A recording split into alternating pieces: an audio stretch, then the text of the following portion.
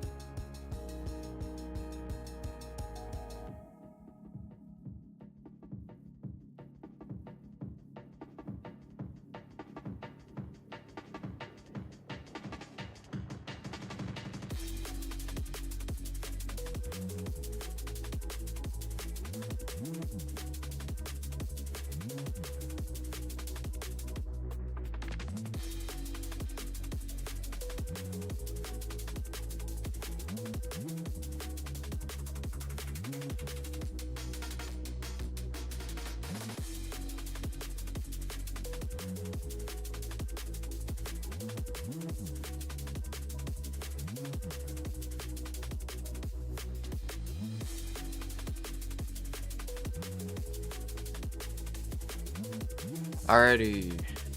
I just used the restrooms now. I'm back. Now, what I'm gonna be doing today is, let's see if I can get the first quarter thing posed done. I think I'll just black and white this one early, and then I'll just do the front, side, and back, and we'll go from there. The reason why I just need a quarter thing, because the way I posed this one from when I did this before on the coloring, so that I can have much more of an easier time to do the turnaround if I have this position. Because I realized for that, but I don't know, I figured I just had fun with the position posing. I forgot that maybe it should be a little bit less interactive, but we'll see.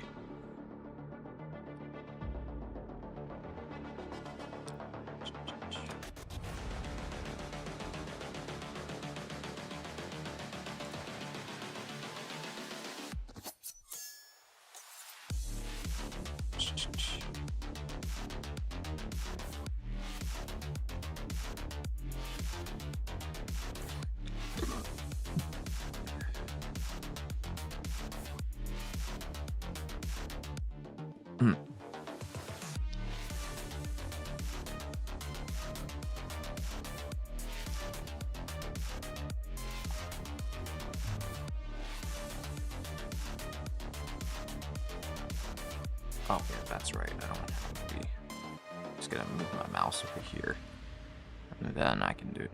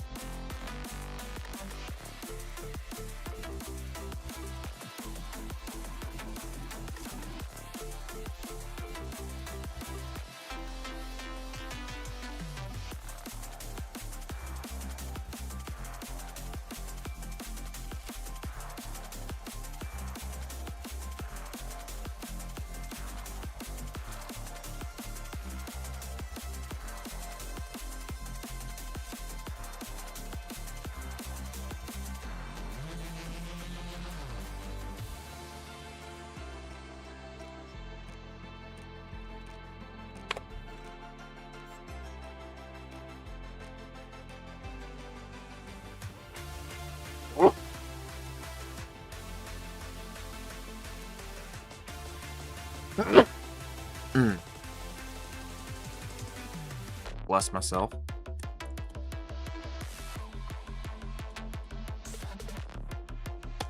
Great, okay. I'll be right back.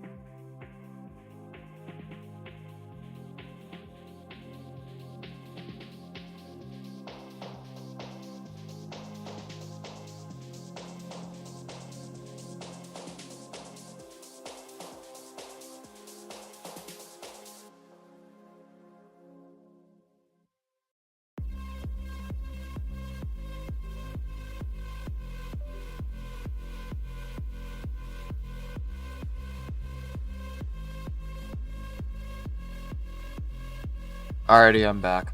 I just had to clean my screen because I accidentally sneezed all over it, so I just wiped it out.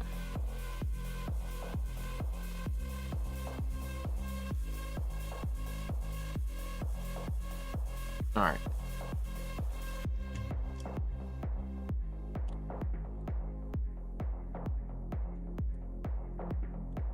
Let's see. A little bit.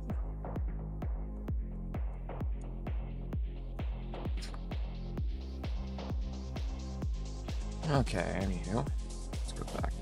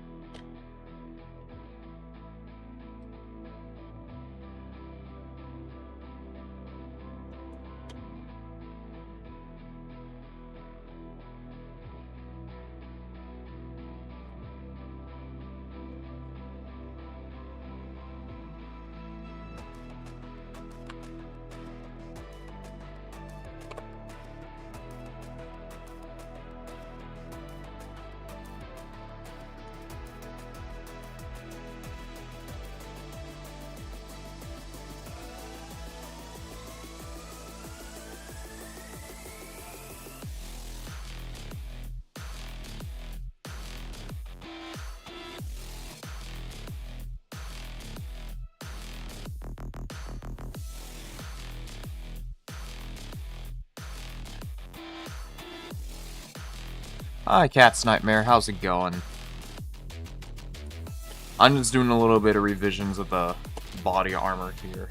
This is why I had some before from other references, but then I kind of realized the way I drew this like a few months back for this. It's kind of a little bit like much more of a pose like, so I'm just reimagining how would that work.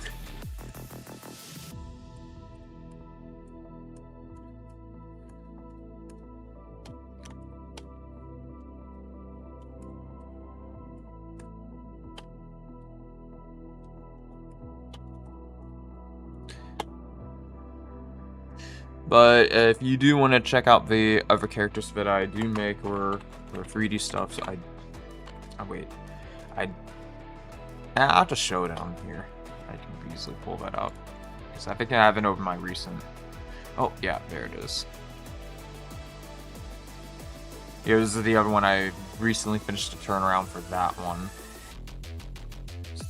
because he has like 2 forms here. But I do have other characters on my other social links. Thank you.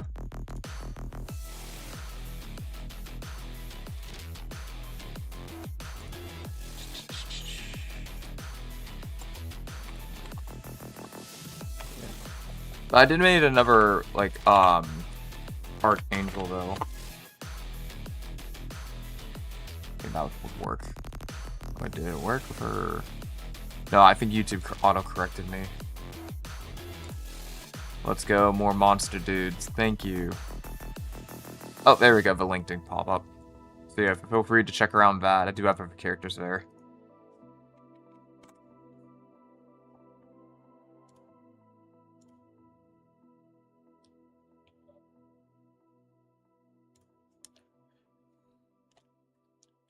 Let's go. How's it going, Monster Def? I'm doing good, doing good. I'm just doing a little revision around the chest armor here for this character. Since I did drew him back a few months back, though.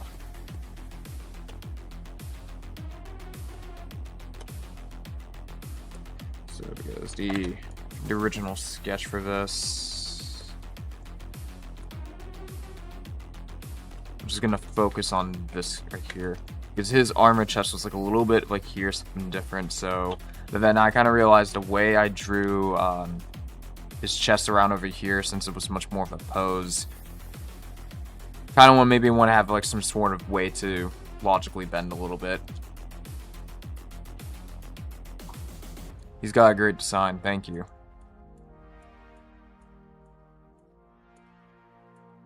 I did love his helmet a lot, because I did got a little bit inspired from the way his mask works, so like from one of the I think it was I watched the adapt movie of the Watchmen from when I was a kid though, when it used to appear, because I saw it on a like back when I had Stars cable, and I kind of like how the dude's mask were kind of like shifts around with ink around. I'm kind of borrow a little bit of that inspiration.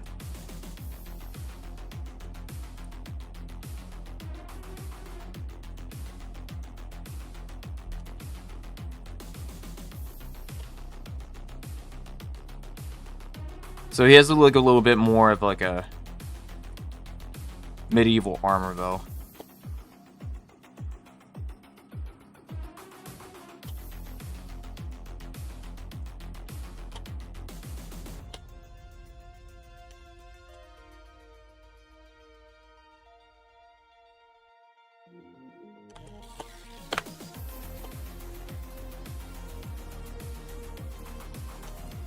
But then after that, he's gonna have like a turnaround for this, and then I think the very last character we need to turn around for is this dude over here, which I did made him like 20 days ago. Since I have it like that, so I just need to turn around for that. So at least I don't have to make him like a quarter pose for this guy over here. I mean for what I'm doing over here, because he already has that position enough. I can see where how he will look like when he's standing up.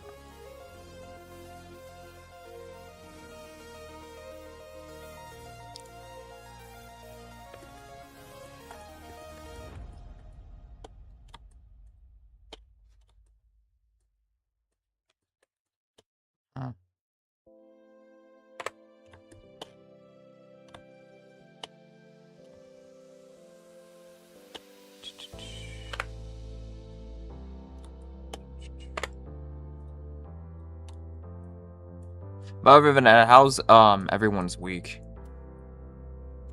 Your style is sick. Yeah, thanks.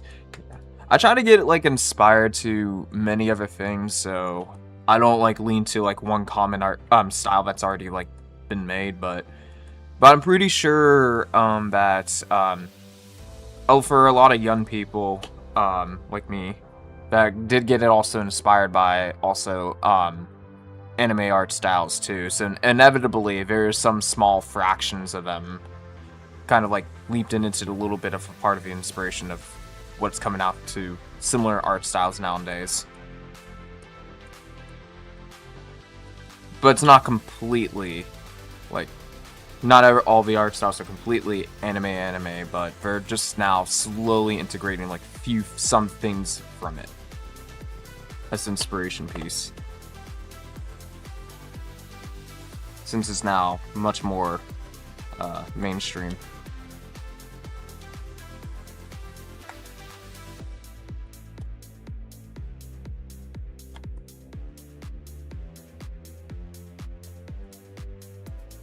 But I do have a lot more fun with creatures, though, because you get to actually break down the shapes completely with silhouettes, though.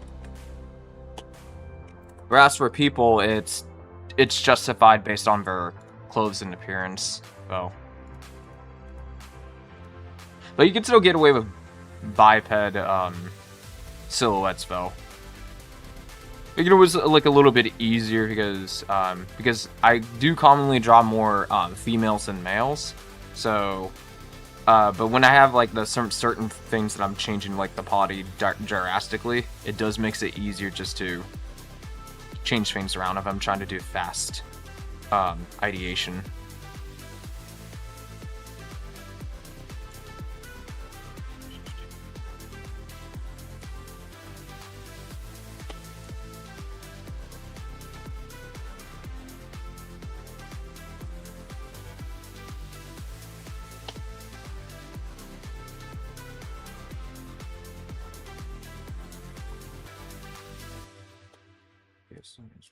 Four.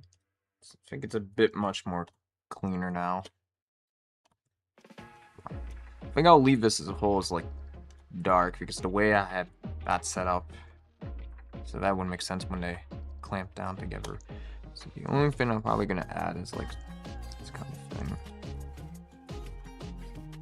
Although the way the armor is, like I did get a little bit inspired by Samus too, like from a little bit of Metroid, because the way the kind of armor is very a little bit like it's very hard surface, but it's also like feel like it can bend.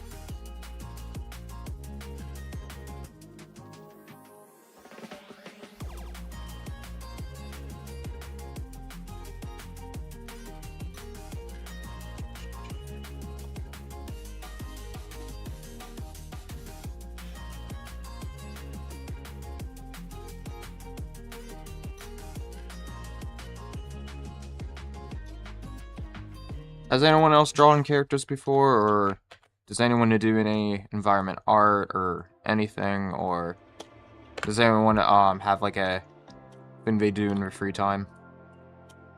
Out of curiosity.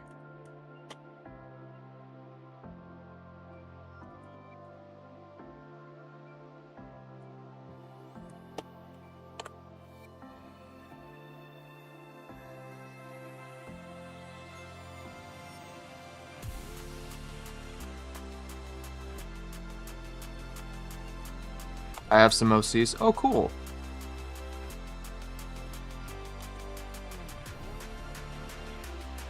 Are they more human-based, biped, or quadped? Biped just means like two legs, or quadped just means like 4 legs. And do they have like some kind of like own species or anything?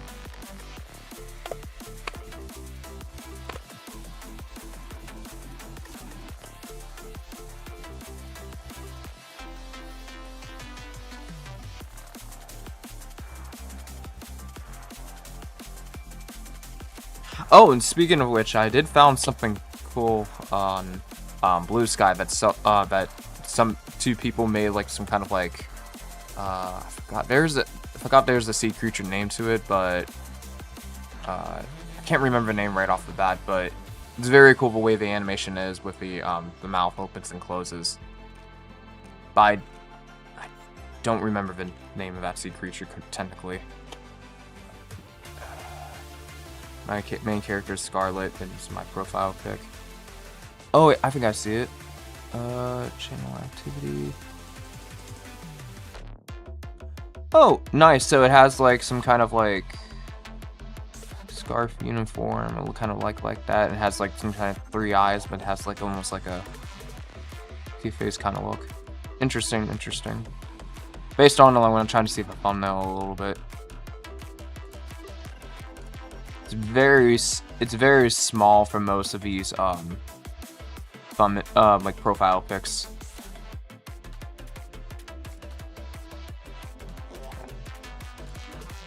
But if you got like any Blue Sky or Twitter, feel free to mention your @. Kind of look like I'm a human, but for a huge difference between them. Cool, cool.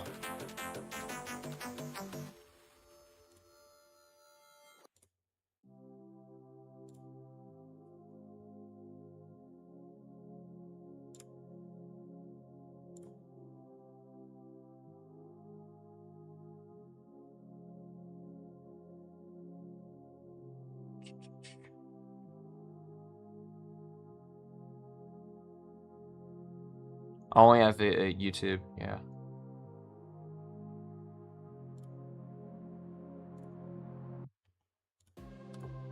But as I was mentioning for the other creature that I found last night, that was actually cool. Yeah, they made something really good with the blender. I found interesting. That dude. So I dropped a like, but it's like really cool.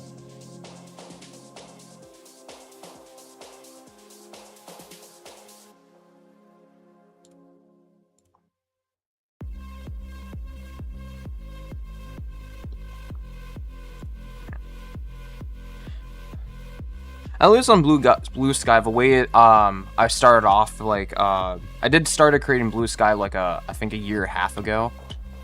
And at least I didn't follow that much people on there, but it was easier to have a, better filter and idea what to find and look at. Versus the other social media filters. So now I'm starting to get a lot more, indie dev posts, so I can take a look and see whatever people are making too.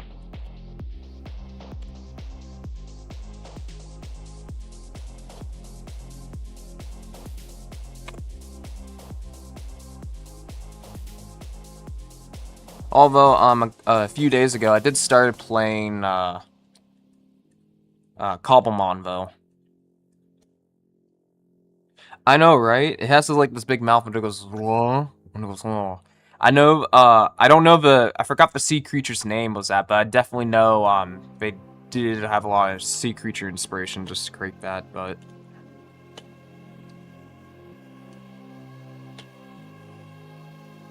Because I think it's the one that has like some kind of like a spear behind its tail.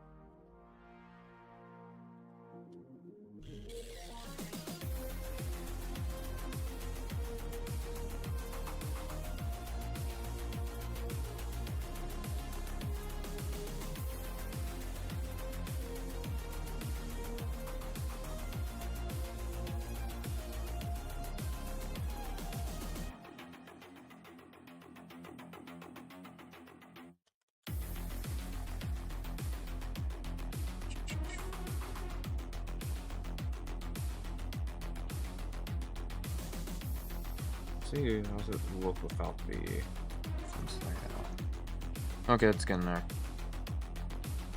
I'm busy drawing too, so it'll be quite quiet for a while. Yeah, same here. But I do try to see if I can talk maybe a little bit every now and then for the YouTube shorts I been putting out lately. So yeah, because I found a way to still post daily, but it requires my activity to constantly see a moment and then try to hit the clip button, and then all I have to do is just throw it into like a Canva video editor and then upload it from there, so I can easily just do some quick editing and just throw it in on YouTube and then schedule them.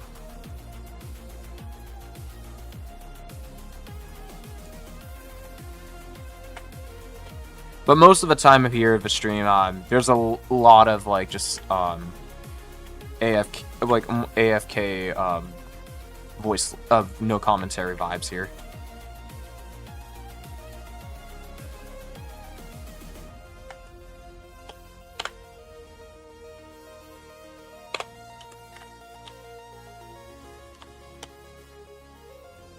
Although sharing my work every once a week does kind of help for people if they're curious to see.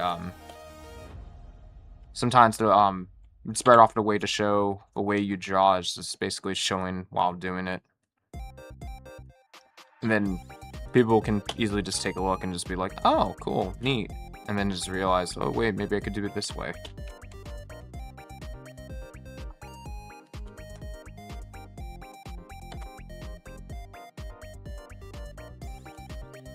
Because I feel like I can learn a lot of things when looking at things on either on the internet or something that you want to experience on hands, and it's just like, oh, he's doing this, doing that. I'm curious. I wonder how he's doing it, kind of thing.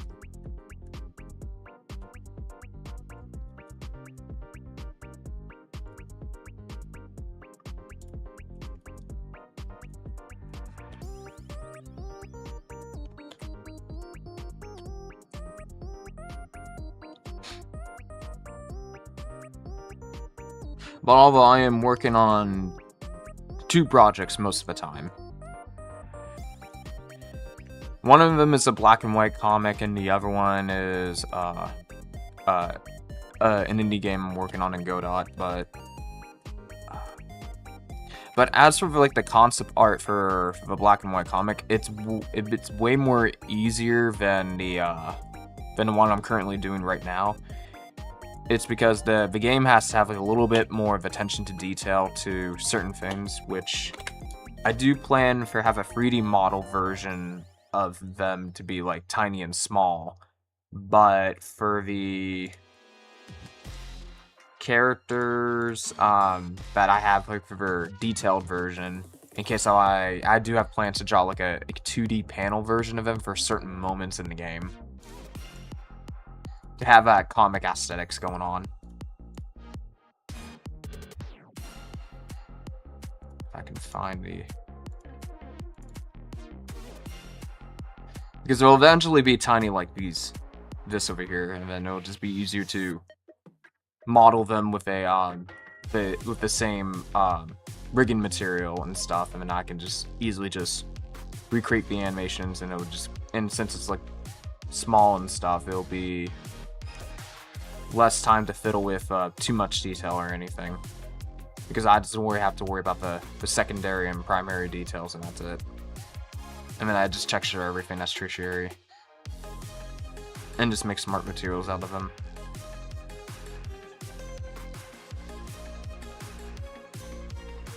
So just a little bit slightly extra work, only for the main characters though. Because I think for the other side and characters and the other enemies that they'll be facing, they won't have as much as detailed as their 2D turnarounds. They'll just have one quarter and one back quarter. But for the main characters, in case if I wanted to, for example, reuse them for something, I want to create a product on Gumroad to have like an infinite loop screensaver, I can always go back to this design over there if I wanted to and create an actual 3D detailed version of this, and then just have it certain loop animations for whatever reason.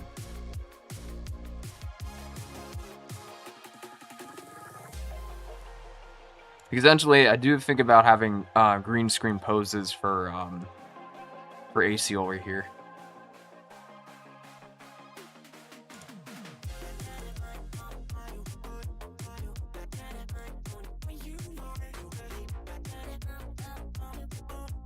But only my star character is going to have like basically a highly detailed turnaround.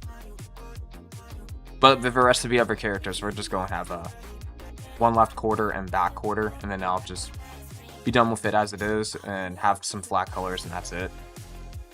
And then definitely for sure the rest of it, most of it, models in the game will just be much more like this.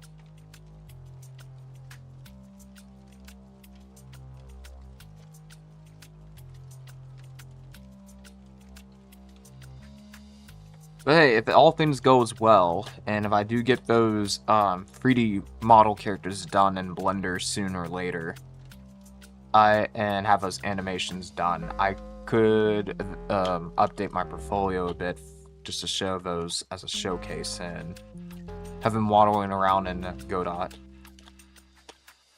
That'll be cool.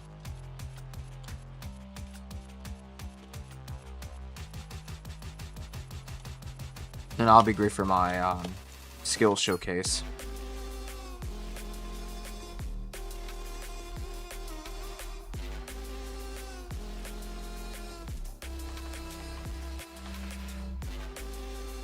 Which yesterday I did read an article about Godot being much more popular now. Like, I think more than 1 million people are now downloading Godot.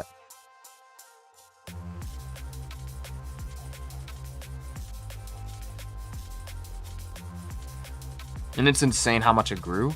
But I did download Godot in 2024, but I didn't really play around with it until a few months ago. No. Sorry, last month.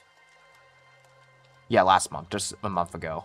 And I just started learning about how Godot engine works with the GD script and stuff. Because I'm used to doing Unreal blueprints quite commonly for the past few years. So it was nice to change and switch engines. And I do like the fact that Godot's much more, it's actually much more of a freedom software than Unreal. Because they do have, even though Unreal Engine says for free and stuff like that, they do have a back-end policy that if you somehow, lifetime made $1 million and using the game engine, then you eventually have to file quarterly reports to Epic Games, and then you have to pay them 10% every quarterly. Which, it can be tedious if you're just doing things solely. And number 2, if your game decides to have a slow burn, and then slowly become popular as time go on, or just slowly accumulate in 20 years, at the same as another example, or 10 years, or maybe 5 years to that $1 million, then that's going to be a huge headache when you're filing quarterly reports to them, so they can have their 10% cut every each quarter, which induces a bunch of headaches. And by default, which leads to not only it's just better off to do Unreal with a group of people, it's might as well better off to do Unreal Engine when you have like an LLC setup. So it'll be way more easier to pay Epic Games if your game blows up over $1 million. But in Godot, since they don't have really that policy, they have much more of a non-profit business policy, that it's much more easier for indies to make their games without worrying to if I'm going to pay them 10% or not. So it's pretty much much more consumer friendly to developers, because that's only the major issue people don't really watch out. But the only time I was reason why I was able to do Unreal Engine blueprints for a while was because when I was learning game development back in college, that's the only thing they offered as a sponsored for Epic Games to, well, not what the school I was going to. And then they wanted everyone to learn Unreal Engine.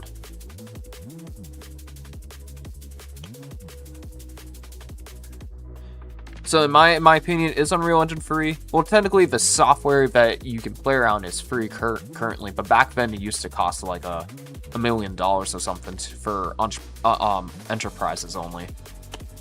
But even though it's free and you can still use it, it's just better off to learn Unreal Engine as for personal use and then sell a bunch of like marketplace shop stuff with people that people can buy in the Unreal Marketplace store. I think it's not called Fab though. And then you can still make money off of that, but it's not recommended to make a solo game in Unreal Engine unless you're in a better financial position to do it. Like as in terms of like you'd have time to hire someone to manage your quarterly reports to pay to Epic Games. But if you're selling stuff in Marketplace, then the policy is different on that.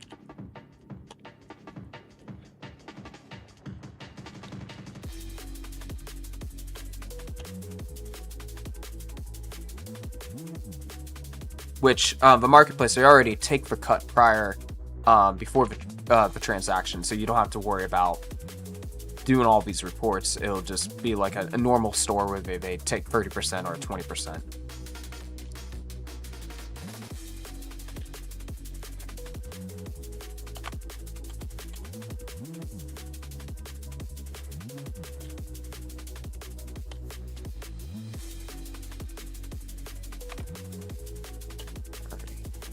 I'll be right back and get some tissues.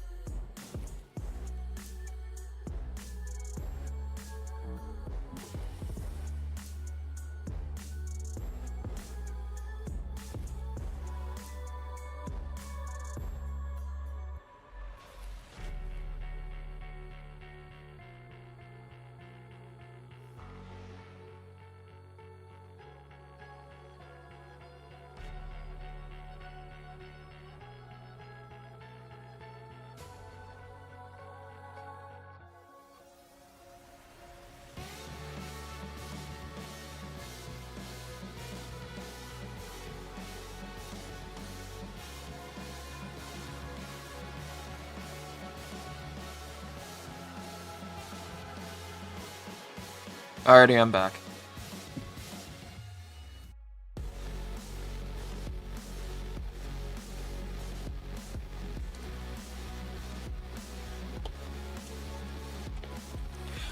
Oh yeah, overall, I mean, Unreal Engine is still fun, but that engine's like very, very, very powerful. Like, as in terms that it does limit how much people can access to at this current moment to if they don't have like the right hardware for it. I mean, you can still do Unreal Engine stuff with an RTX 3060, but still, in terms of optimization, it become a real pain so quickly if you just let certain things go out of control so easily for that game engine.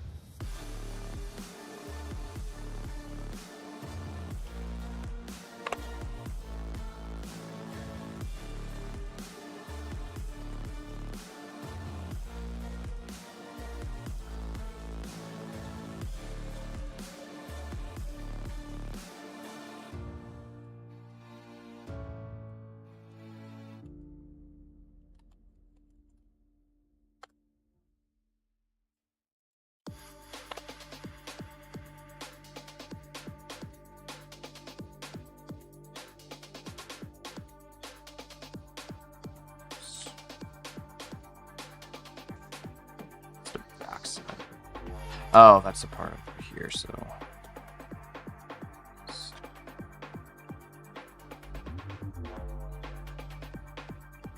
Is it day or night there? It's day. But I think if I do turn this off now, it's usually in the morning around 6 or 7. It is a little bit dark, but the only time that most of the time turn this light on is to change the auto light calibration in my OS bot.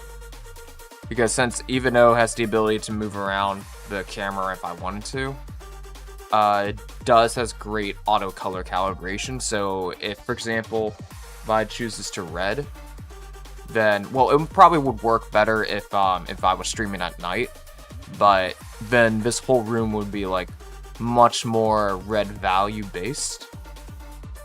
But usually if I do like the regular light, it will look like this exactly every time when I stream, and also in the dark too as well. And it'll just look like clean, which I'm surprised because every evening when I turn this light on, in the real world, it's not as bright as here. But in the camera, it auto-adjusted it to make it look like it's this bright. So I thought that was pretty cool. And so I don't have to worry about too much about lighting. But if I do turn it off, I think it'll auto-adjust to where the light source is kind of coming through and just slowly change things around. But you can tell the room's a little bit dark, but I don't think the value of my skin... Hold on, let me turn this back on again. Oh, hold on.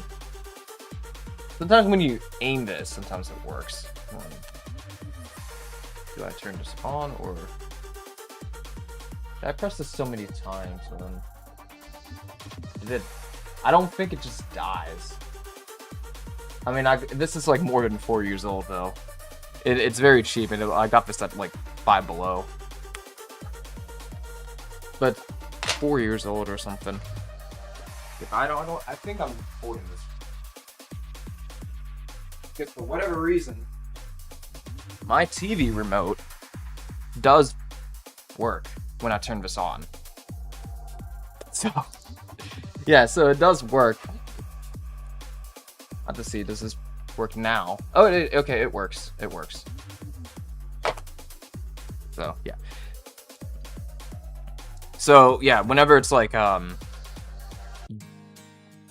I think if it's daytime, I think my skin tone doesn't change. No, it doesn't change. So if I'm closer to here, then it's fine. But when it's back over here, then my arm becomes a little bit dark. But then it's the same value when I have this light on in this mode. So everything's roughly clean. So in a way, I still would maybe kind of keep it on a little bit longer. Yeah, my TV remote also controls the thing somehow. Sometimes when I accidentally hit buttons, it just switches to green. But the only problem is, the more if I use this, the more the lights up there, it's going to be discolored, and to the point that it's not going to follow every other color as my command. And then it's probably going to do its own color thing, like slightly opposite. But most of everything looks like it's fine. It's just a few lights right over there to the left I have over there. It's green, but it's not taking any strong effect.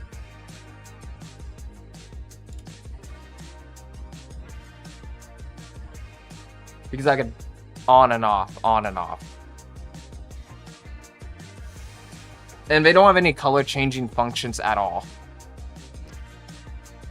I mean, but the only thing that it will change it is green, and or blue, or just random. But that's when you're pressing random buttons. But I still want to use this remote, because the more I use this and I press the buttons to change certain colors, I feel like I'm messing with the color that's programmed in there. So I don't want to do that too much. So I know the up button just turns up and on and off.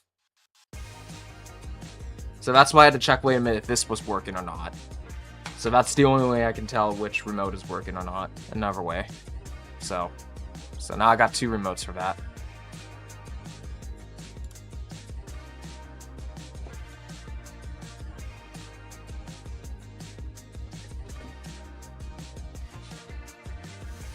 There was other times that I accidentally turn on unintentionally. It gets a little annoying though.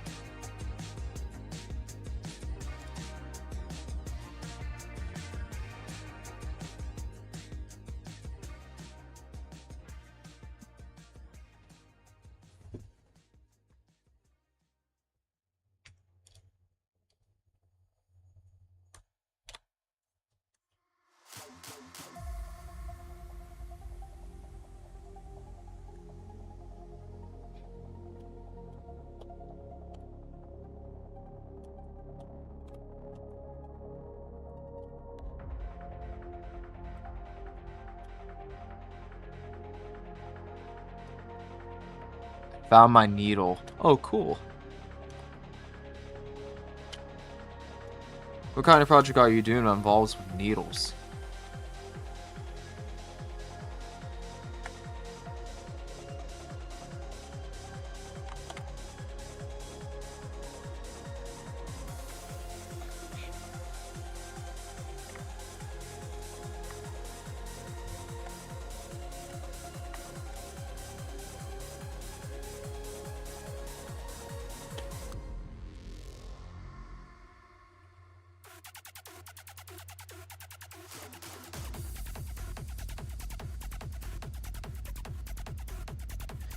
Do you do a lot of sewing or knitting?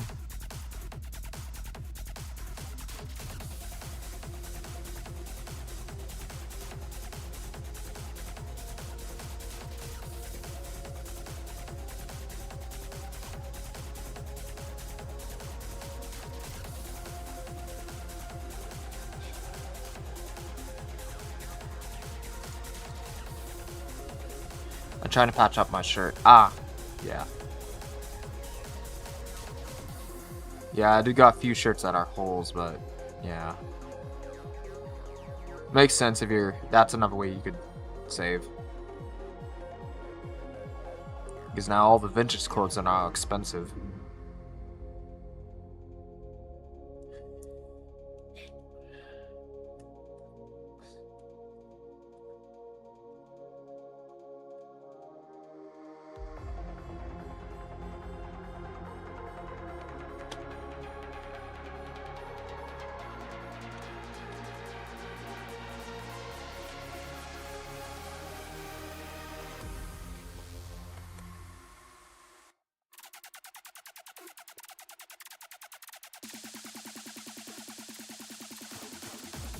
You do lots of crafts? Oh, cool.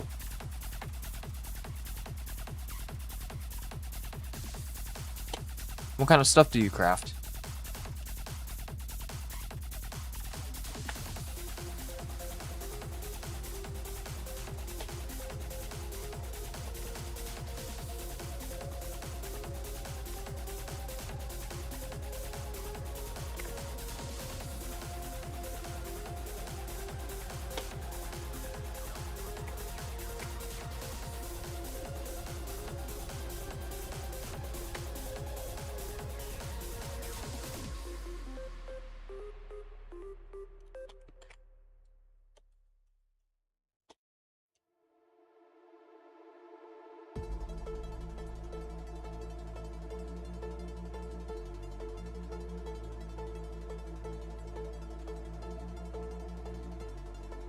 Recent project on puppets. Ooh, I love Muppets.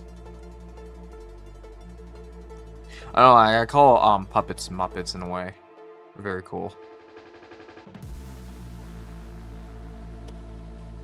I know my mom loves Muppets a lot. So anything involves Muppets she'll watch.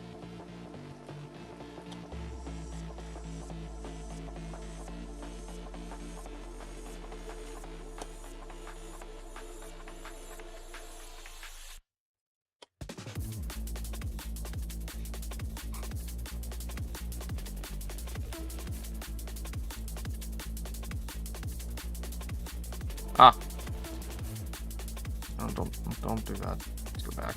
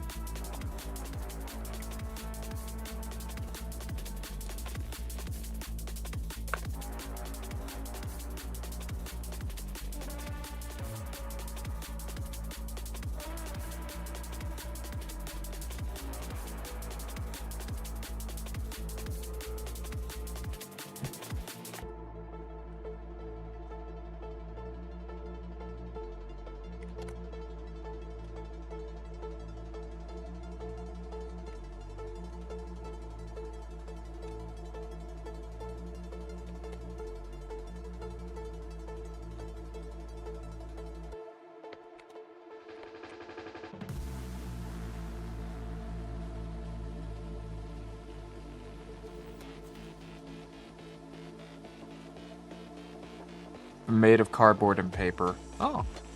Cardboard Muppets. Okay, that's an interesting style. Style of choice. Do you have like any like animation videos on YouTube?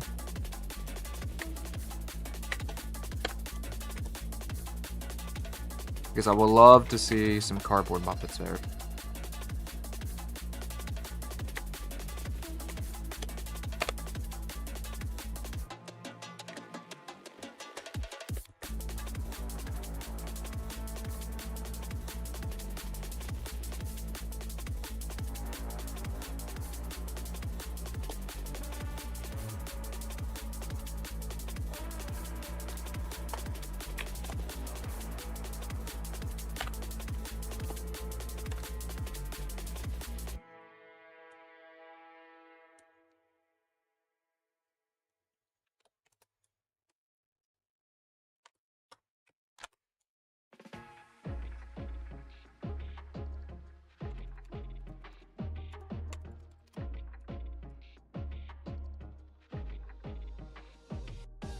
I do have some animations, but I don't post them. Oh, you should post them.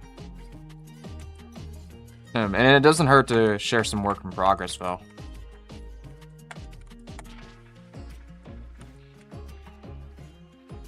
Because it could be something just for fun at the on the niche side.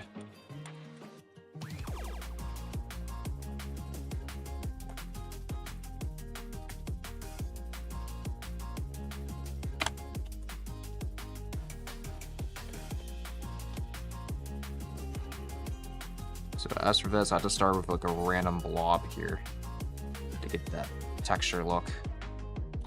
Doesn't matter where, and then I have to start doing some of this, so I get adjustments around here that I like.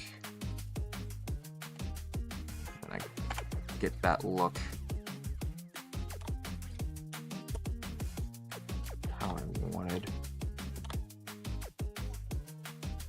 I do post the puppets. Oh, cool, cool. In that case, I'll check out your channel too.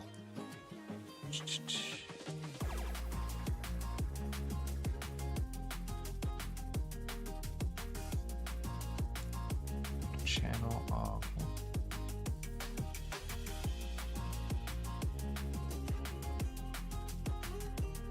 Ah, nice, nice.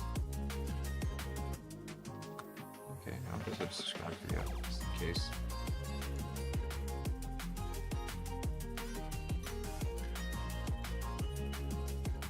You post a lot of shorts. Cool.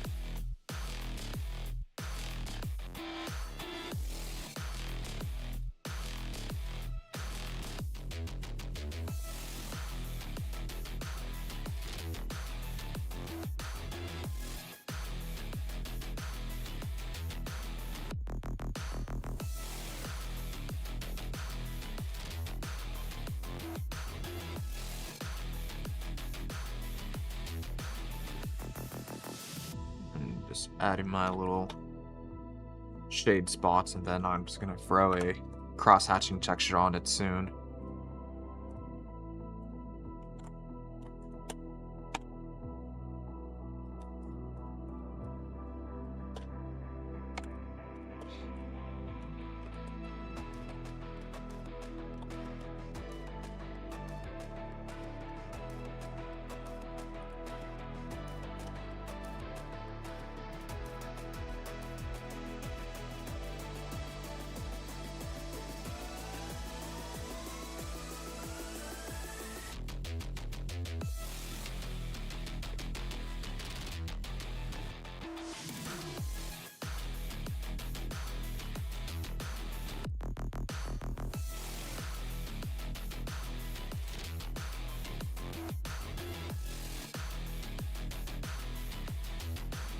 Well, I'm gonna keep this quarter pose black and white enough, but like a semi-detailed black and white. But the rest of the turnaround will be something like this.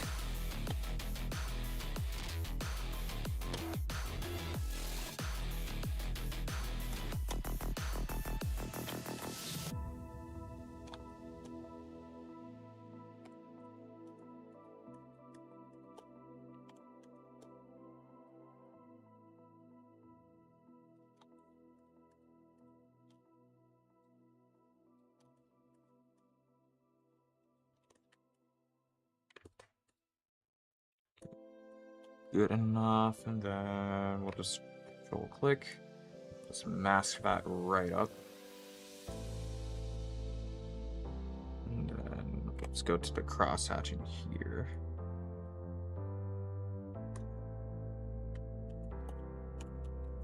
And then we just get infinite detailing.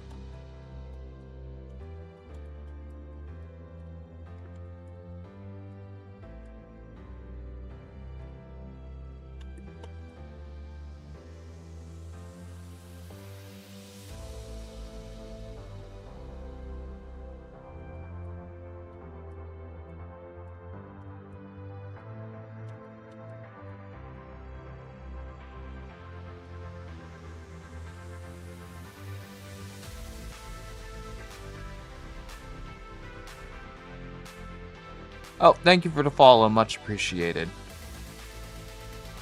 Dark Kijia. Much appreciated.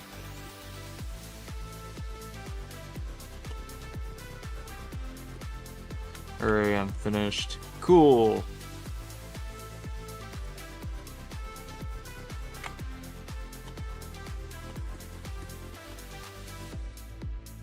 Yeah.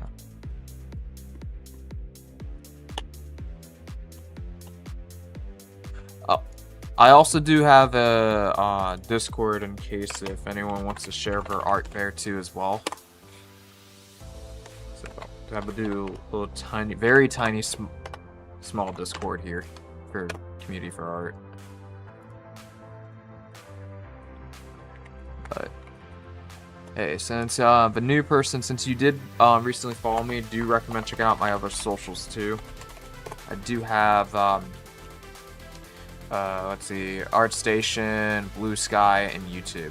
So I do post videos from consistently.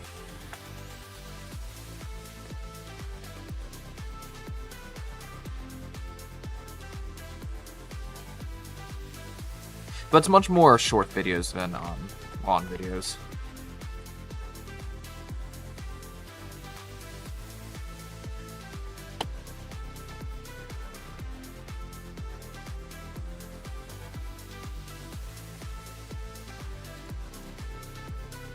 Do you stream regularly? I usually stream every once in a week, but unfortunately next week I can't stream because my schedule is kind of like busy for other personal things. But the next week after, which is 2 weeks from now, I'll be back with doing weekly on Fridays. But overall, next week I'll have to take a break working on my stuff on those particular 7 days. So But I did really worked on a lot of stuff before I had to pit stop on there on that particular week.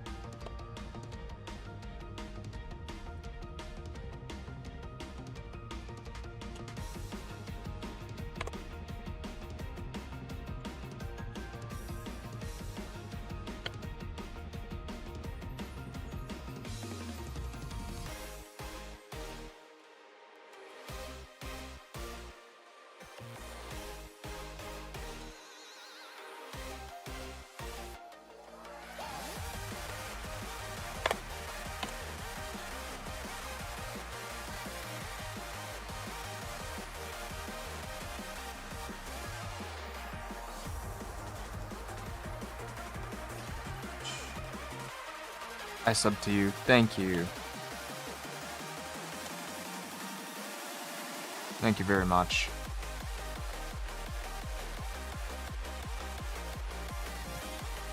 But yeah, I do post commonly on the YouTube post section, so I usually just share my schedule around Saturday, so.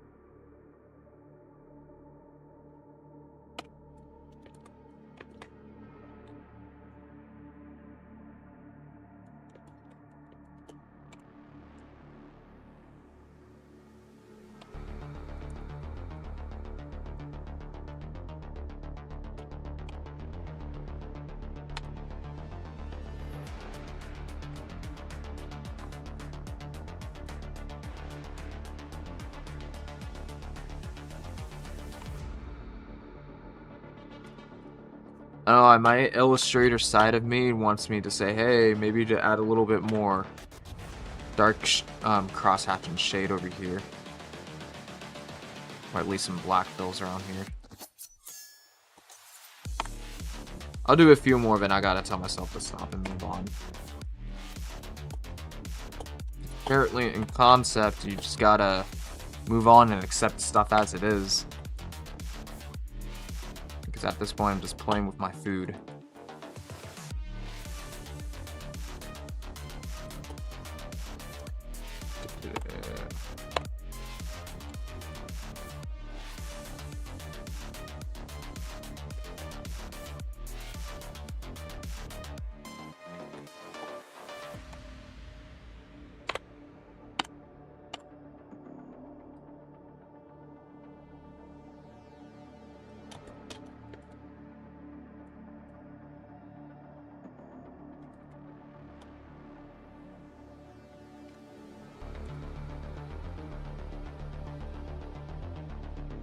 Alright, I'll stop and I'll just move on.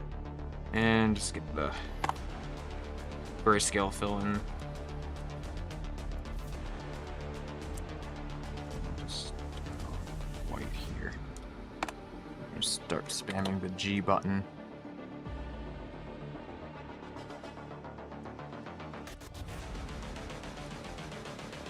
Oh, but quick.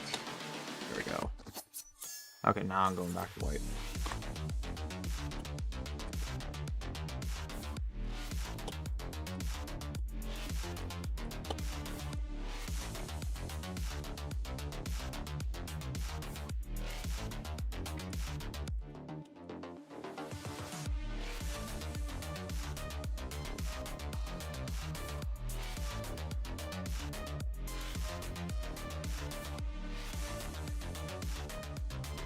Although I do have some very good ideas in mind of what kind of like front cover I want for my other comic to look like with Christella. I go back over here. You know, showing what I'm talking about. Because I already did a lot of drawings in the past with her. When I was doing stuff with her before. But, so, I did have one color option over here because if I was gonna plan either to have something with, her as a Jello as a front cover, but much more likely most of the time you're gonna see her as this. So I think I'm pretty much gonna do something around that. So, I have some frame of ideas in mind, but for this one, I think when I start sketching, instead of just doing the thumbnail, I mean, I'm still doing the thumbnail sketches, but I want to incorporate some of my 3D knowledge into this and just kind of like set up the perspective of the environment room. So it remains much more consistency whenever I do environment setups. So I'll probably just block out 3D stuff in Blender and then get that in there. Thank you. Thank you. Yeah. Because most of my style is much more a mixture to the cute and creepiness stuff. Because I do mix creepy stuff from time to time. And then the other character that I just started working on is his appearance. But this is like an early, just like a sketch, like a 1 hour sketch, an idea of him. But I have some ideas with him later on, but I'm not going to say any further than that.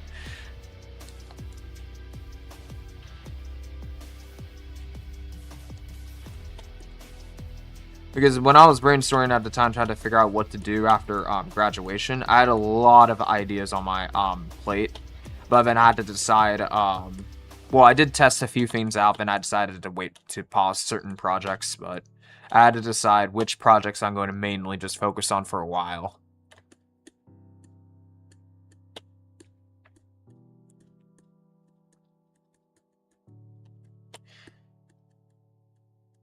And then I ended up leading to, okay, I have 2 stories I want to do. One of them is going to be game, and one of them is going to be just a black and white comic.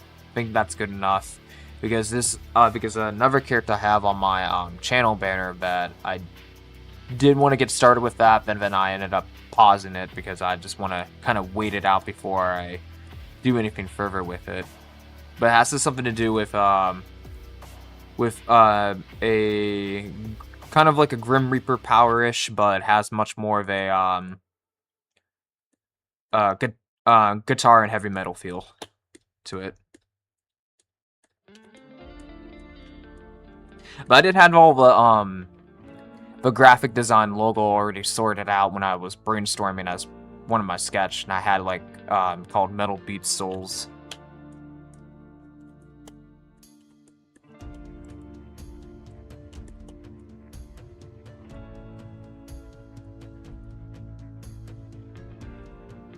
But then when I was designing the game document for that, kind of realized that there were certain things that that I thought I had the resources to do it, but then I decided to, like, okay, maybe I should just hold off on that project for now until I get a better revision of how I want to do the game design document on that one.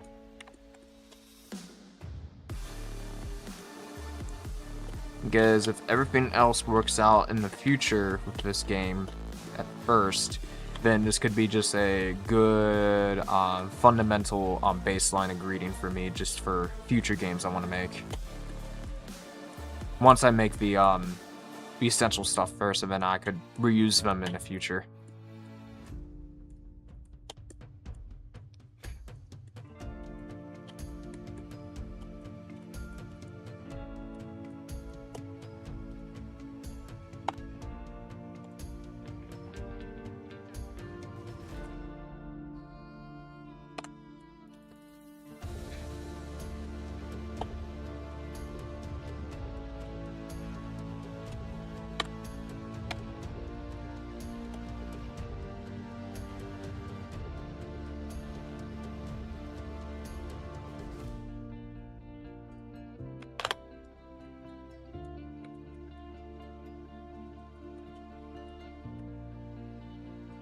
Oh, this one's slightly pink.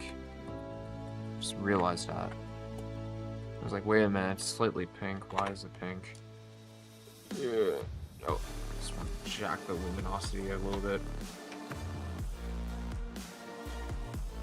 There we go, much better. Now it's pure white.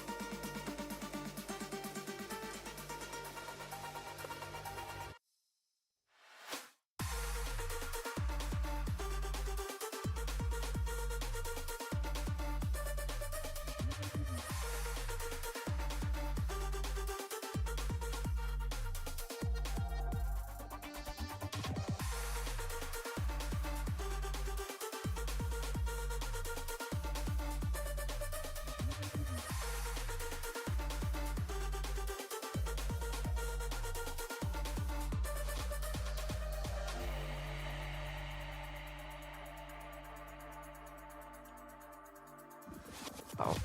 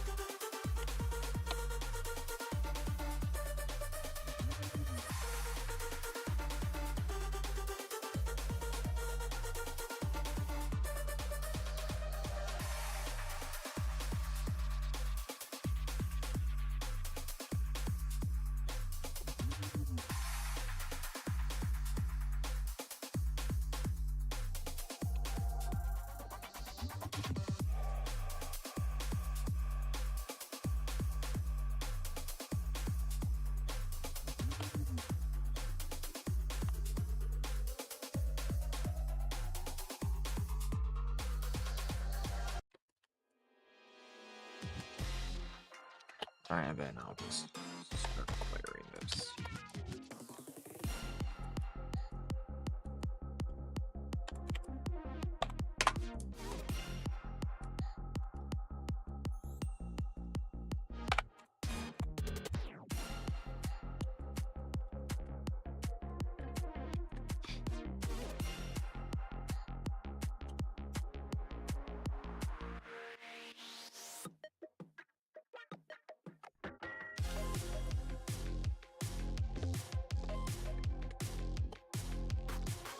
Since most of his armors is separate colors, I think for the simple thing for the grayscale, since I'm not gonna try to examine every single value here and just try to make it all gray, since it's gonna be super gray anyhow. Because if I say, for example, I choose Control U and just, I could see it that way, but it's a little bit too much of my time, so I'm just gonna carefully, mathematically put certain areas that are darker value. And then I'll just move on and start the front turnaround.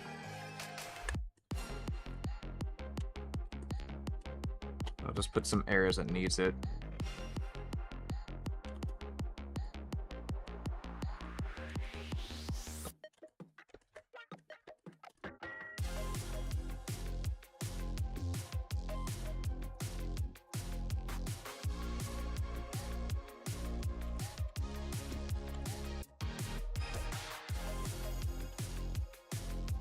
Maybe there's like way over here, and then I would defeat over here though. But it does help on some areas though. So if I do this, no, I can work with that. Yeah. I just gotta play a little bit of a illusion game here.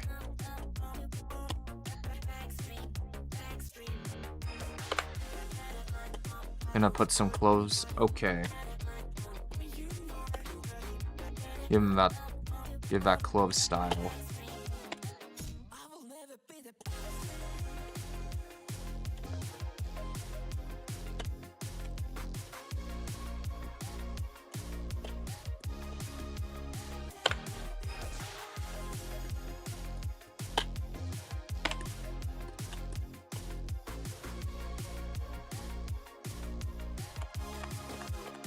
I'm just gonna make that a bit darker here.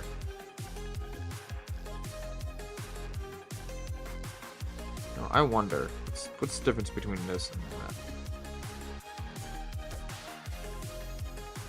I mean, you get more colors over here, but I'm just using black and white, so it'd probably be easier to strip it down like this for now.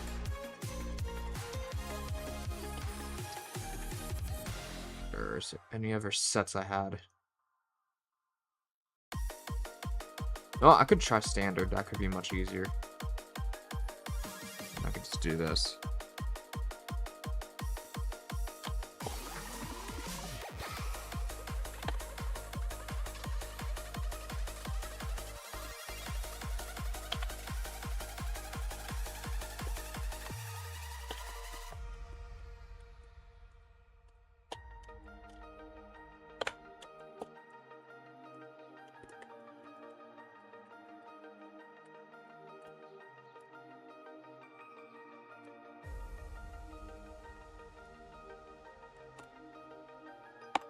Switch over to here for now, because I have a little cast shadow here. That goes. Taking away the lights, I'm going to position this as slightly. Let's see. Could have it this way, then I can redirect some of this around here. Yeah, that's what I'm doing.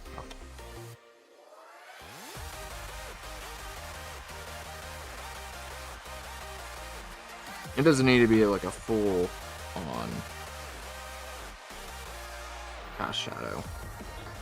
Just have shown off just a rough idea. I go a little out of control there. Just patch the holes. I mean, this is how I do, like, dark silhouettes now. I can just, like, create a carving of the shape and just paste it, and paste it here. And I can work off of that. So you guys can have some holes here. So I just want to chip that off here just a little bit.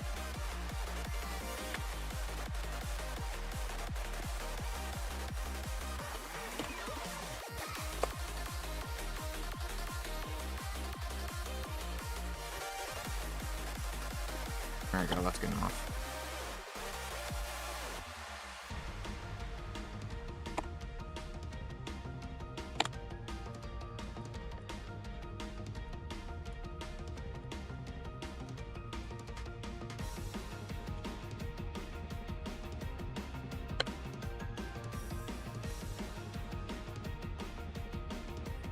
And then we're gonna...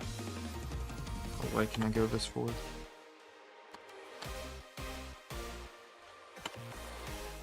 Oh. Same color value. Okay, what if I go a little bit lighter? How about a little bit lighter here? Try that instead. Just spam a few things around here.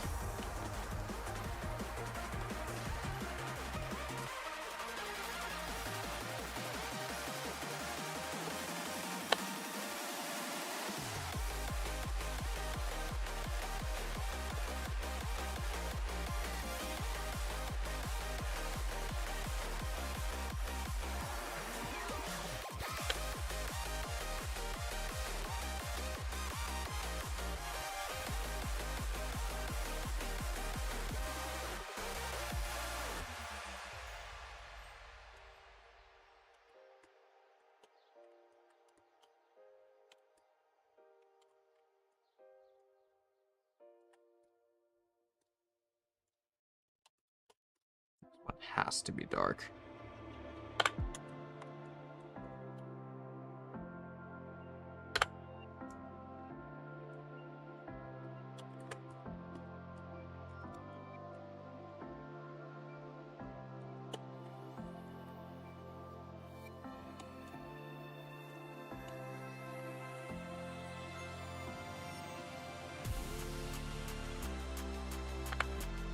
Keep that white over here.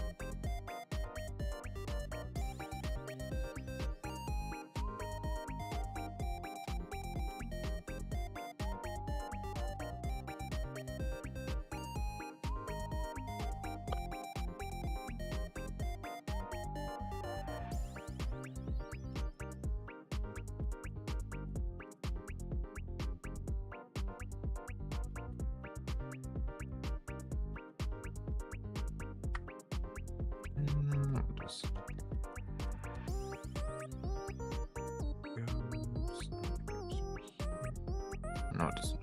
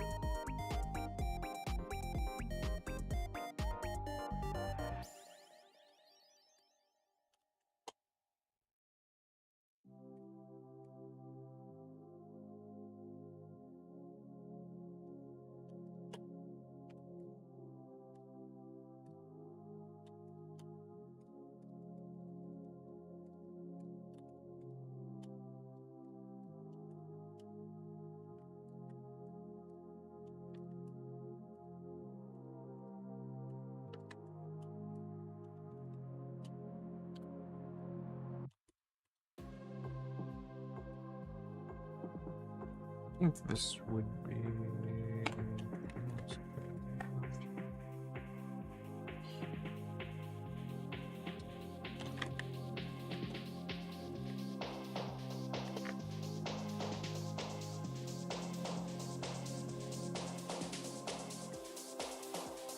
I try to bring this up just a little bit here.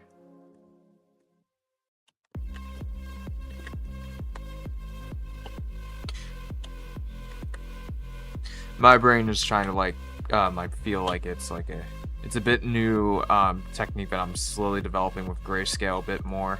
But usually when I do with color, I just go every single one of them, just boom, boom, boom a little bit, and then add a little bit of paint, slight value difference over here constantly. So, but as for the grayscale over here, since I'm kind of working a little bit opposites, I'm just relying more on the white instead. Not too much on the color accuracy of value, but the value that's accuracy enough that you can see things. So.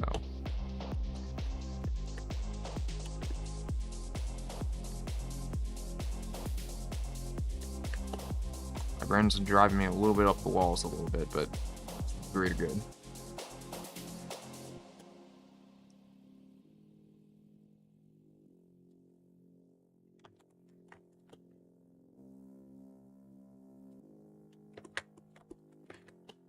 It's funny about that, I think black and white still plays a role in color theory. It's just in the way that the black and white's more focused on seeing things than getting the color accuracy right.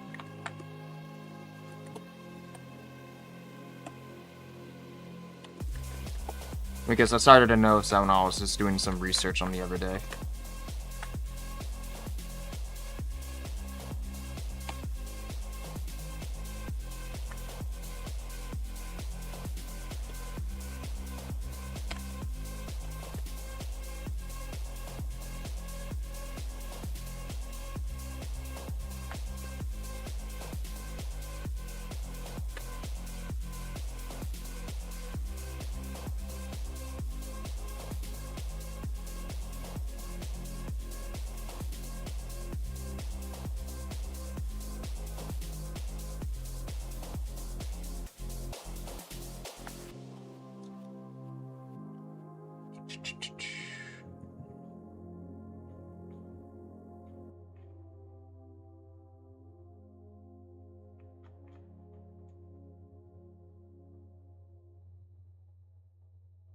Yeah, that looks good enough here.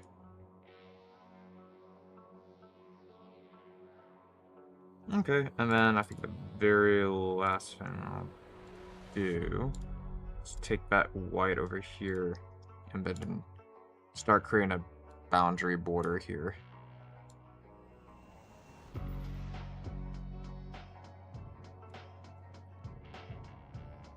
Which is kind of nice in Clip Studio that you can automatically create white border lines here. And honestly, that's good enough for now, just for references. As a reference piece, but not as a, like a illustration piece, but just for a reference. So I can just start working on the front side now.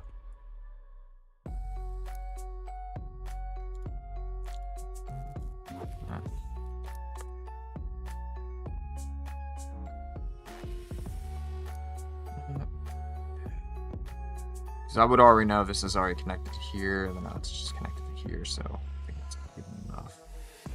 Creation.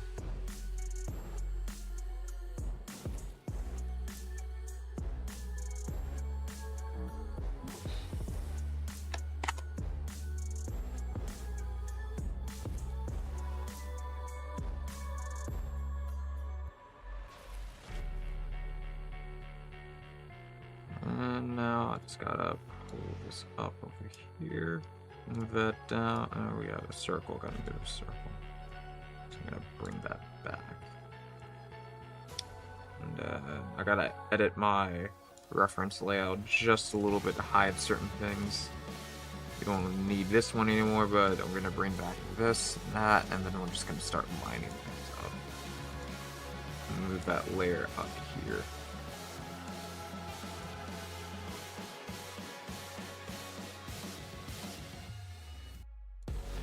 This should be at the top, actually. There we go. Unlock. Do that.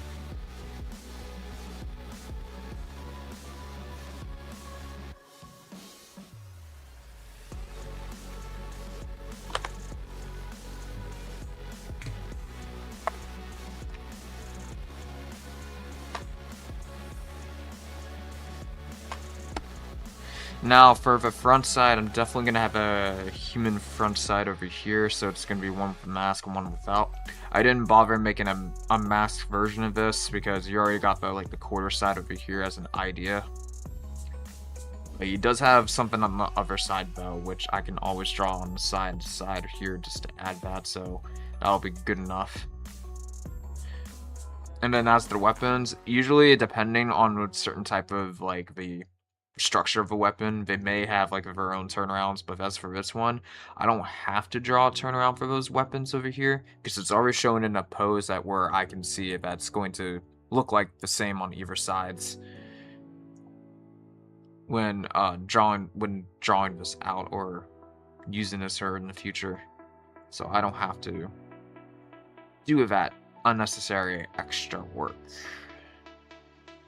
And I can just focus on that and then move on to the other character. And with the unmask, it's going to be basically take piece of that of the head to the top shoulder, duplicate that, and then just change the face, and that's it. But no need to redraw the body. And then just have it sitting next to here.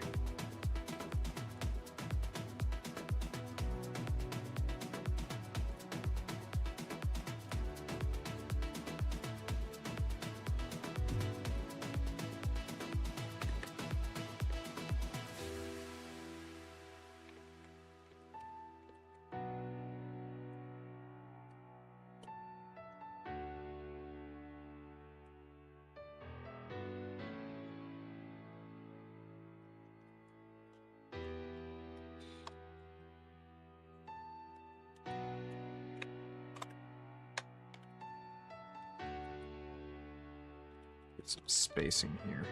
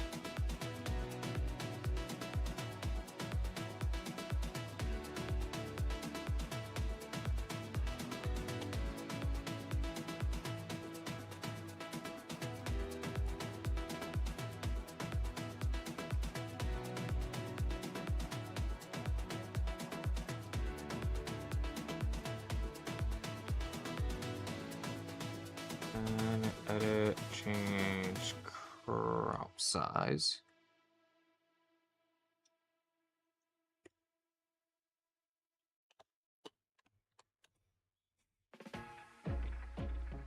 Change crop size again.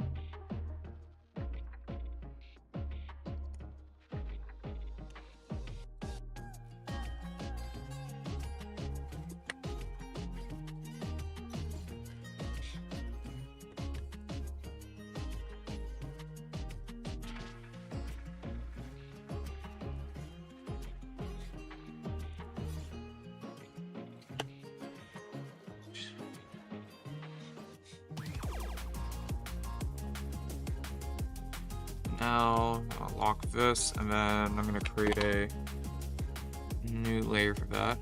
This at the top. I'm gonna call this our virtual ruler. That's why those straight lines here.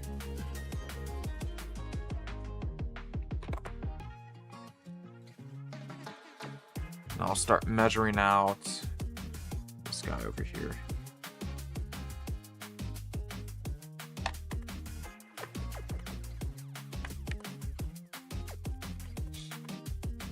Be right back. Okay.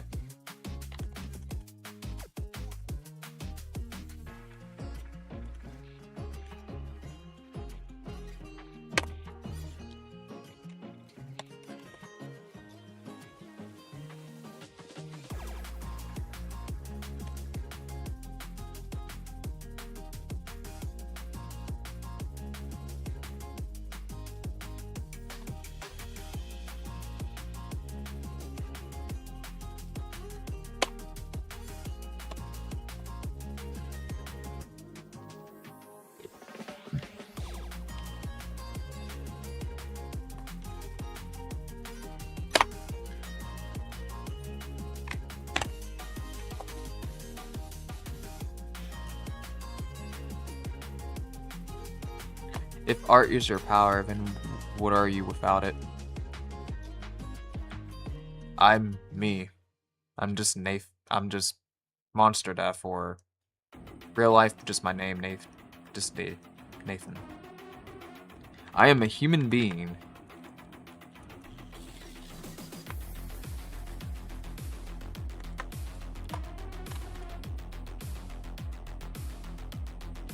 But how's it going, So, Crates Online, how's it going?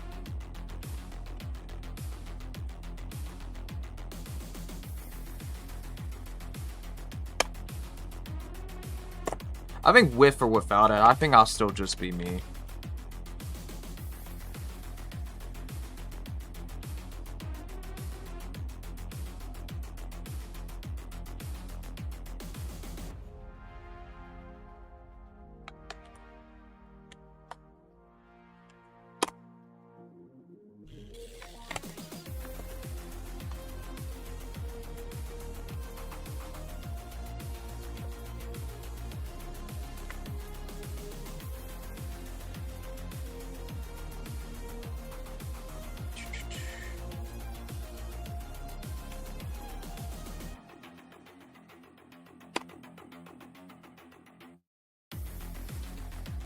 If you're a human with or without art, then what role do you actually play who you are?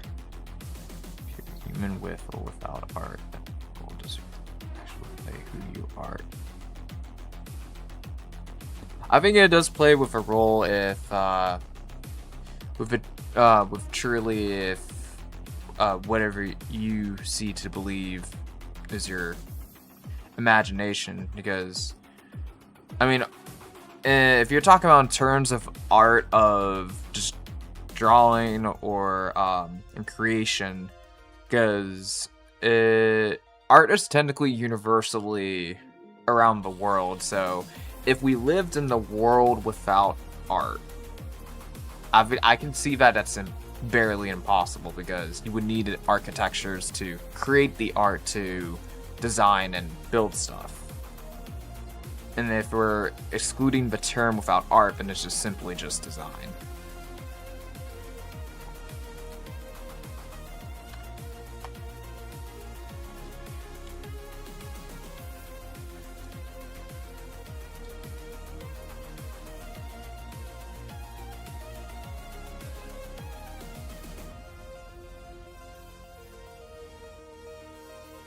But great questions, by the way.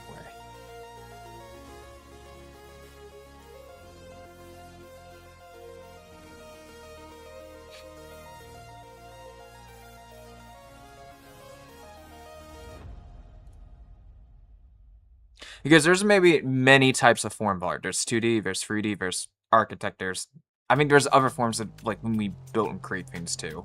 There's even technology too as well. You can basically design and draw a blueprint and just create stuff. And then even the lowest level, which is caveman painting, that is still art in a way. Even writing is art, because you can write sloppy all you want, and this could still mean something visually to one person only.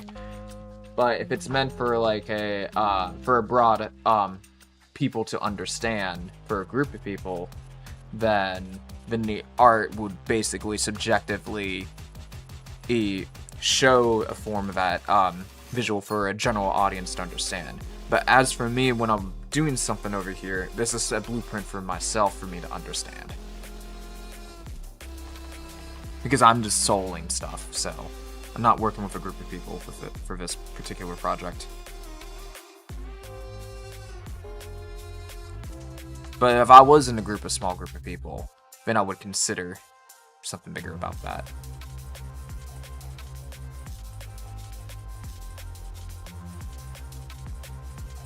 You're talking about something about the world needs, but I'm asking whenever the art defines you, are those the same? Well, I mean, it depends if, like,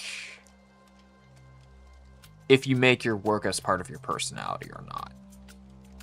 Because, to be honest, I do like to enjoy other things other than art. You can also explore other things, but art does have for me, it does have a satisfaction of the ability to create things, what you could or like to it, without being geared towards to.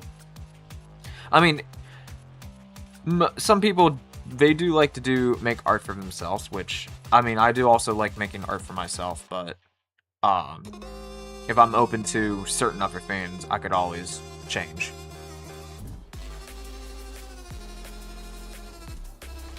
So in a way, sometimes it does and doesn't at the same time, because I don't always let the art define always my personality, who I am. I just let the art to be what the art feels to that niche, because sometimes when I do create characters and stuff, it also depends on their own personality and how they would feel.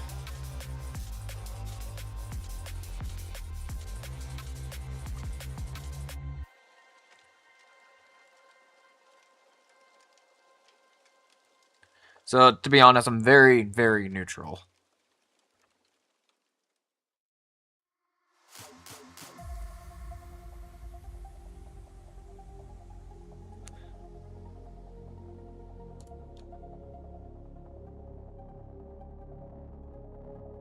Because if I was creating something that was defining me, then another example would be the avatar, if we're talking about that. Because it is designed to some things that I could feel that could be related to some things about how I see things or personality-wise.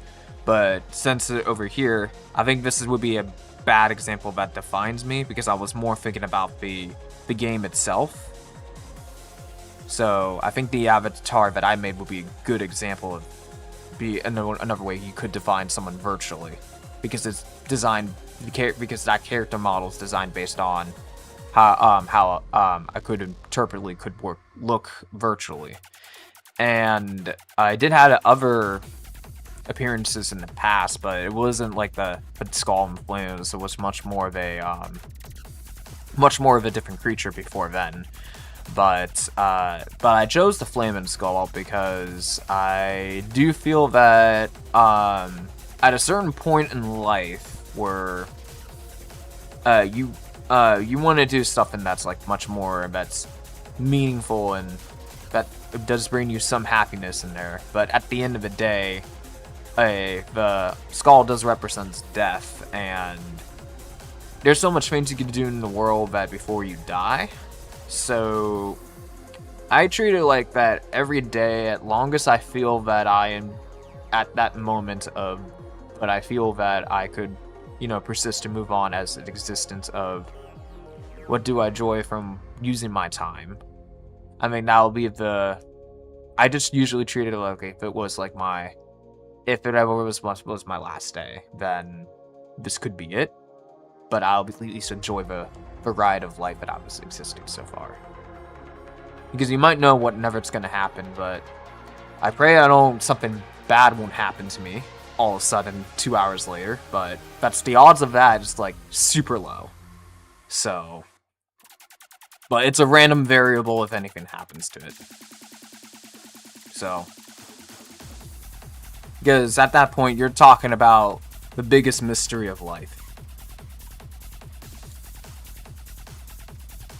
And basically, it's not a one simple answer solution, because it dynamically changes every day. Oh, and speaking of which, I did watch a video of a time lapse in Paris where someone made an AI 16-minute time lapse of how it was in the beginning BC, and then all the way up to 80. Which I would kind of like to how life changes after that, because I didn't know back in 1348. People used to put you in a bird cage and then hang you on top of those buildings and let you stay there and rot for a few days for your crimes, which is very little bit crazy and insane.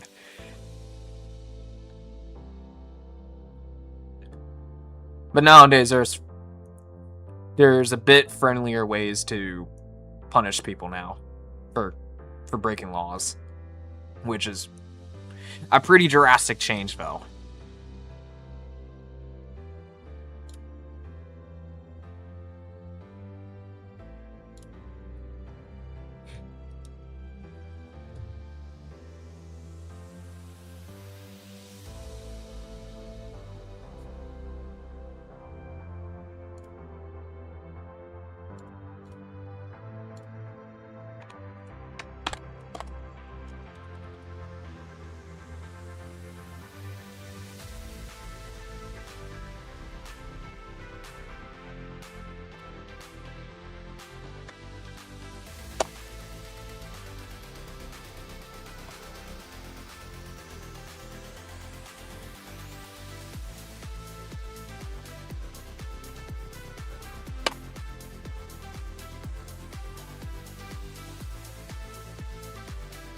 Oh, I love those YouTube emotes. You got popcorn and fish.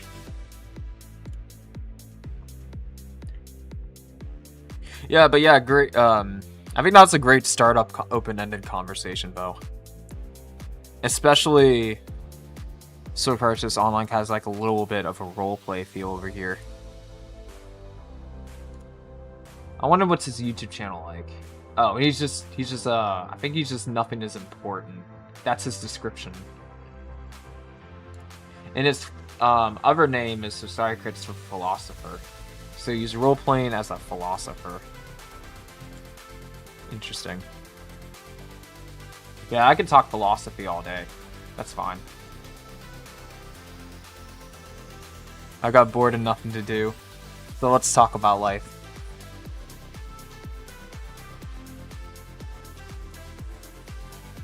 And all the gifts that keeps on giving.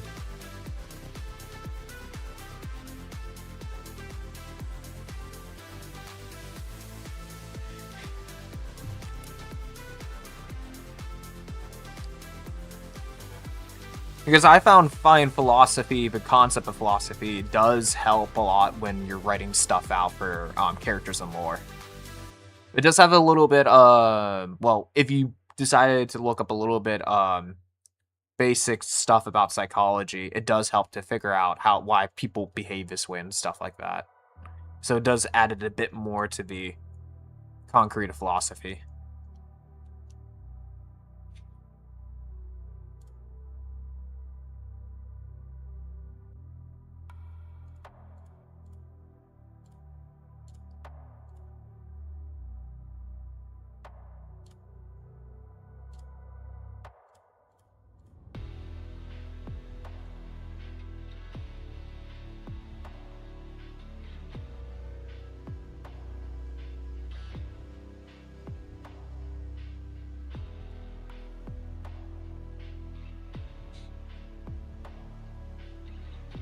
I think I gotta get some water here soon because I haven't been drinking like in an hour or something.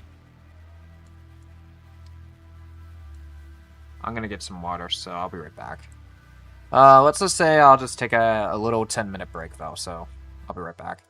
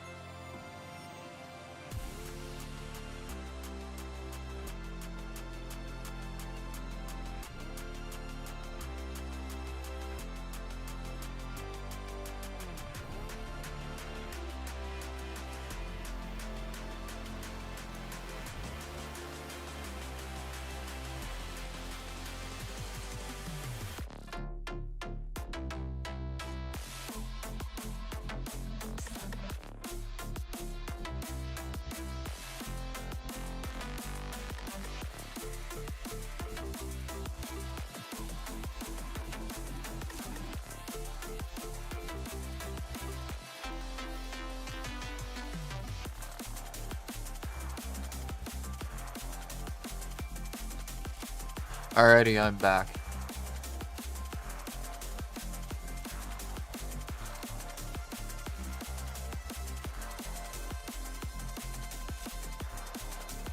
So what do you think of my beer back screens?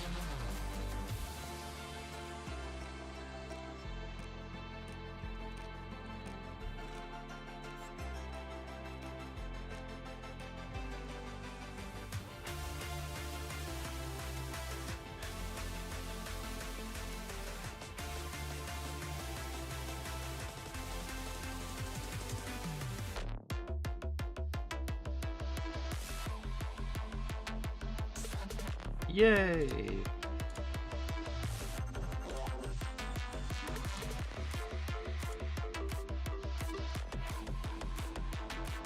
I wonder, is anyone else over here? Oh. Go back. Just gotta minimize that. The participants. Okay. So just you for now. Cool. Very cool. Awesome.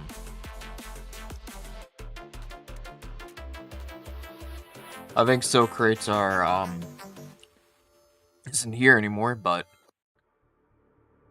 okay. Interesting. But, anywho, let's see. So, I want to lower this down so I can see what I'm drawing. Now, I just need this dude just to pose for me, but I don't have to, like, follow the shape or anything, so. I usually bring that around, so it just helps me where I need to have symmetry on or off.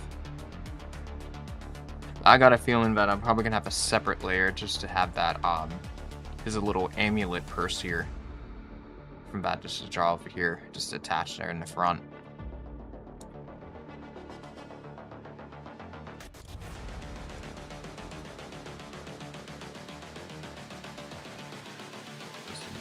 That.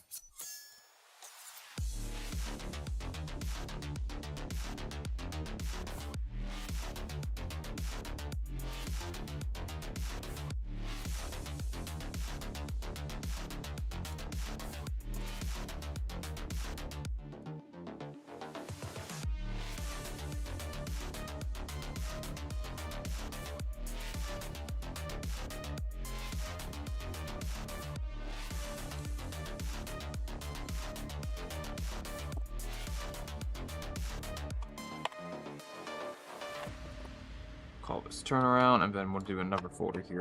I'm going to call this, well, this needs to be out a little bit.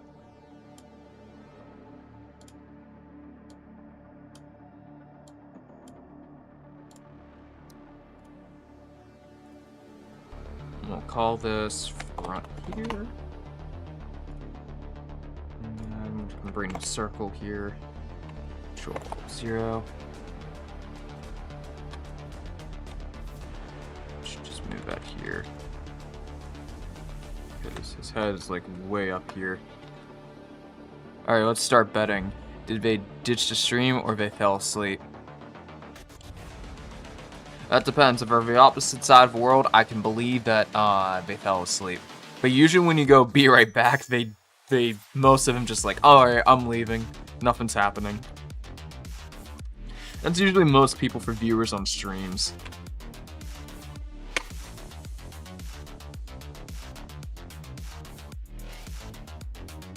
And that philosopher guy, he was sending me trick questions and I gave him trick answers. It's only fair enough.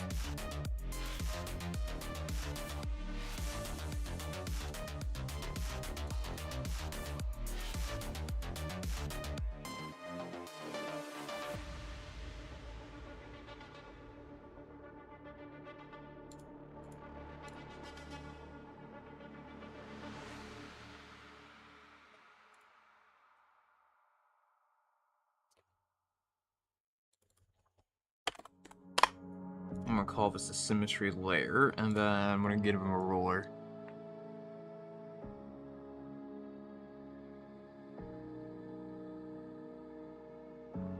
And the fun thing about that when you're just doing solo game, it's impossible to put like a hard deadline on solo game development. So I'm only, I have like certain soft deadlines, but I'm not like trying to push myself to the end. Because there's nothing like a quarterly gain I would gain from it. But I understand if it's like a small team because it's tangible to get things like done by hard deadlines at that point. Because you're just specializing in certain occasions.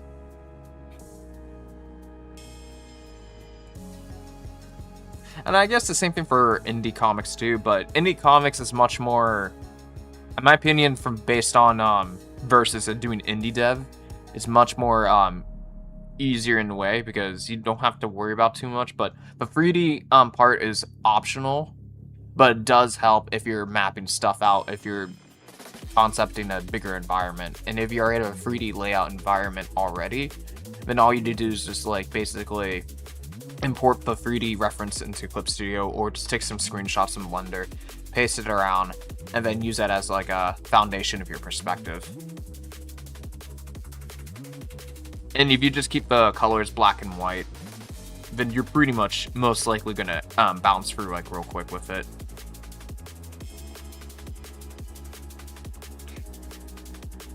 But still, I'm still keeping more time with the indie game stuff over the comic, so sometimes now and then I'll do try to push forward to do some stuff with it, but still the game itself requires more attention than the comics itself.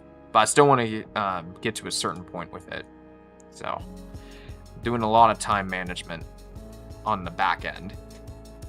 So that's the only thing that's like you have to gotta watch out for, is where you spent your time at.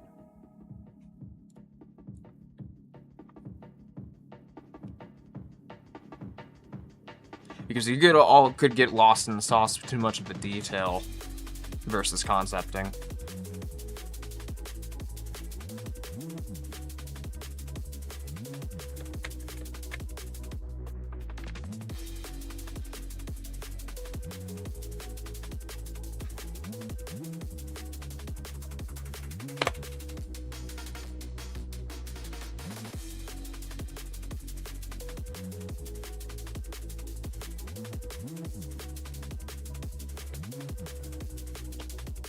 That's here.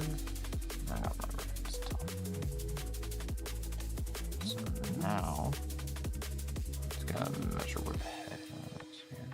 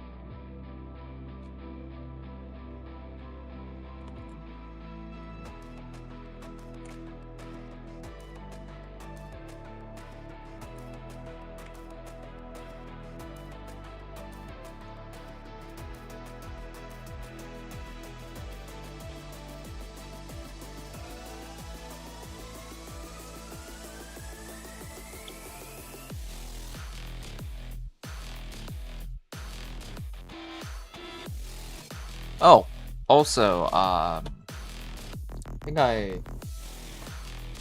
yeah, eventually I'll still have to think about sound design, but I bought some stuff, last November for the sound recorder and also like a, one of those MIDI keyboards, but, eventually at some point, once I did pick out like certain softwares I want to use it for.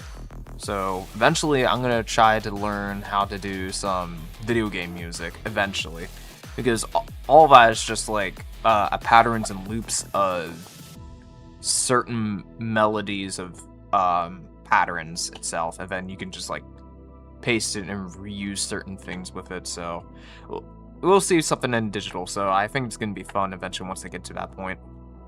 And it'll be great because once I find some time to do it, I don't really have to use third-party music to listen, because I'm just using no copyrighted sounds for it now at the moment. And it would be a good idea to also test that to see if the music's actually good or not, and then I can make revisions from there.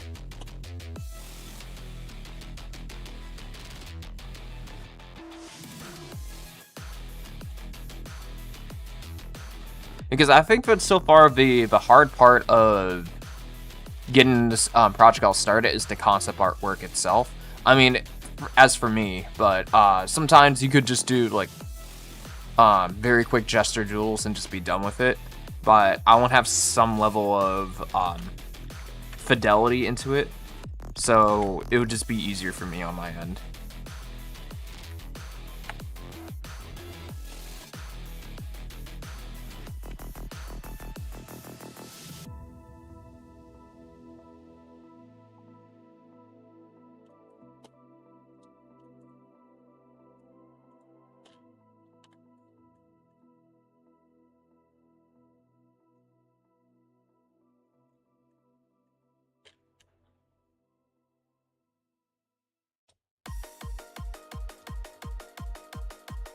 Because I'm not worried about the level design yet until I get the characters down first. So, because the main thing I'm building in real time, since the way I'm doing my game design document, instead of just planning it out, I have some rough idea kind of how I want. And then when I do apply to it, and any changes that I find that's much more easier in that, I'll just quickly update it in the book. And then and reference certain things about my little history book, what I did or create so far. Because there's some ideas I kind of already have the mechanics in mind, but generally, the attacks and movesets were definitely likely going to be as a part of it too. Because as long as I have like a repetitive ground floor to create things, then I can just modularly create so many things out of it. Because it's okay to have things unique, it's just how far you can get away from that same repetitive thing without making it too obvious it's repetitive.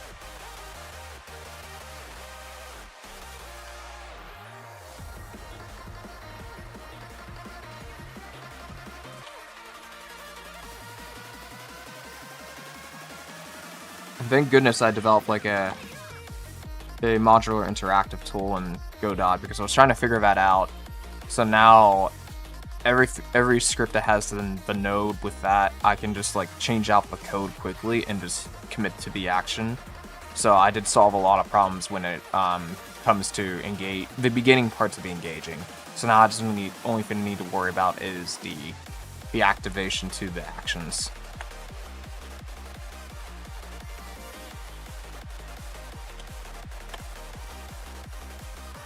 And I'm still debating in my head that if I want to 3D the mouth for certain animations, or if I just want to do a flat-out 2D mouth, like 2D Link for the Toon Link, and just use emotes based on that. Because in the past I did do face rigging for when I was experimenting, and it wasn't that bad. But also, it could, the more bones you add, the more stuff you're asking for the game to render out. So, but the less bones you have, more safe space of performance you could have, too, as well. But I'm definitely going to want to have, like, 3D eyes to move around, because I do like that feature. But the more 3D qualities you add, the better it'll look, but it also can become more tedious too when you're trying to manage multiple rigs by yourself. So it might be easier just to dumb it down, but it depends. Because I did have one idea.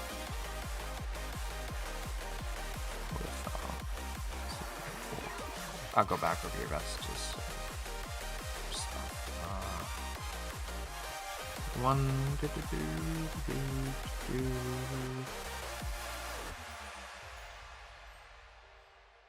because I did have one idea for her ton to be out sometimes, but then I'll require a 3D. Well, maybe not.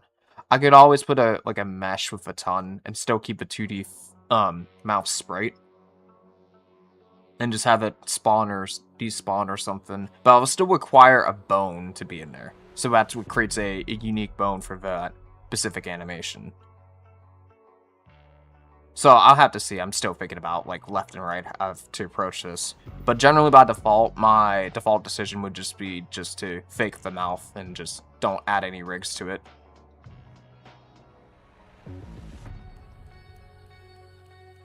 So then I can easily just copy and paste animation stuff. Because you will have to also worry about the weight paints on the mouth too if it's inaccurate. And the weight paint's just telling the influence of the bones where things go.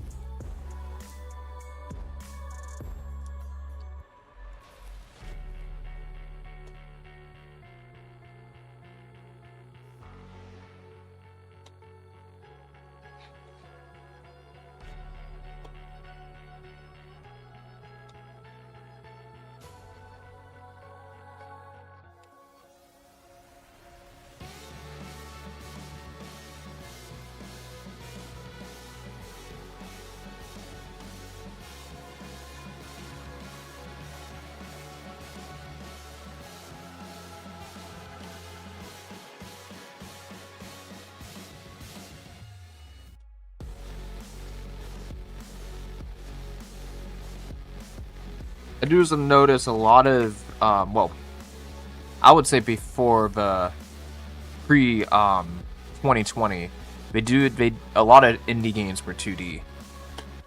Because it was simply the easier thing, but to be honest, I think 3D and 2D is, like, quite similar in terms of certain difficulties. It's just, 2D is a bit more... I feel it's a bit more tedious, repetitive work than 3D, though.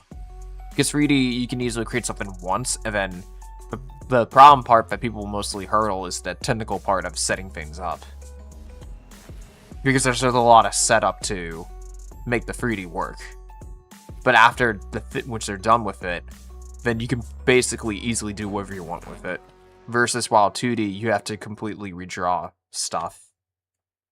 Or use tools to make things go faster with it.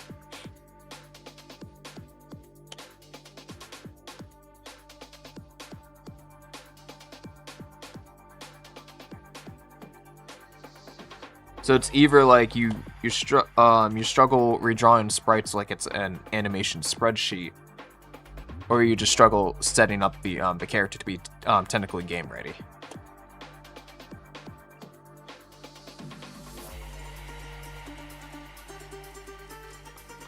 But to be honest, for this project, I'm definitely going for the 3D, obviously, because during college, that's the only thing that they mostly talked about and taught around how to do 3D stuff. So might as well just use the 3D route. It's much more fun for me anyhow, and it's much more of the ways that you can get away with 3D games too as well. Just at longest, you don't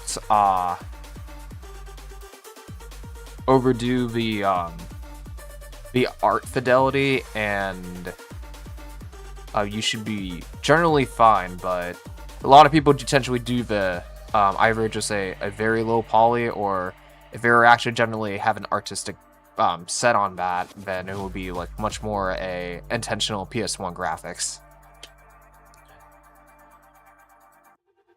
But there's ways to get the middle ground with it too as well. At longest, you have a template that you create for yourself. and then you follow your own template rules.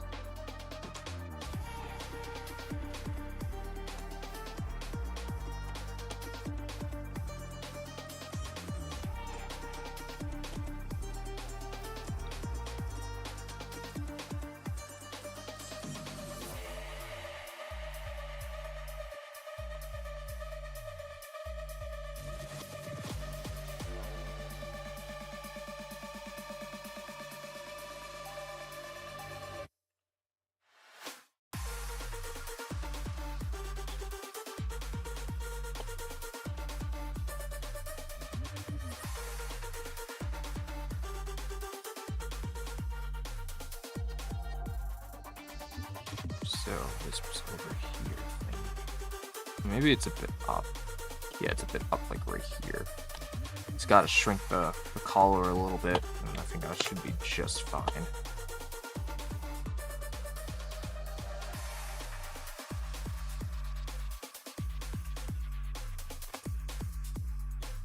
Eating ice. That's another way to cool yourself down. I've done it before.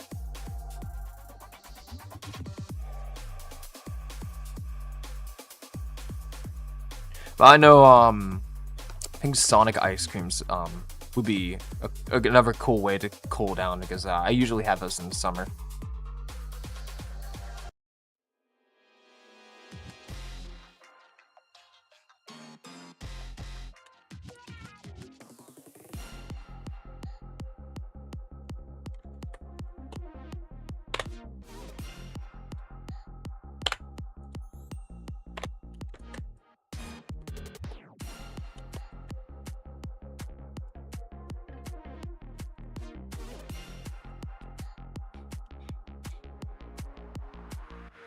Nah, you're just hungry. So you're getting satisfaction about the crunch. The crunchiest things I had is there is a brand that at one point a few years back that I found. It was much more like a potato chip style, but it was much more mushrooms like, and there's like more salt and seasoning around it. But it wasn't. Some of them were sliced to pieces. The other, you can still have like a thicker chunk of it and still chew it, and you'll have like the best experience. And since it's overcooked intentionally and dry, it's like very hard as ice, like when you're trying to chew it. But I stopped chewing it after the preferred bag. And I have considered last, because there's a small chance in the warning bag on the backside that you can increase the chance to risk of breaking your teeth. And I was like, what? So I was like, well, that's this is my last third bag, even though I do like eating mushrooms, so because it does help with your brain. But if it's good that hard, if they had to put a warning label that some people broke their teeth just to eating a snack, I was like, okay then. I'm not gonna increase that chance, so I'm done with it. But it was good. I think most of the seasoning took away. Yeah, those are there was a mushroom snack that I found at Walmart though. I forgot what's it called though. Maybe I could look it up.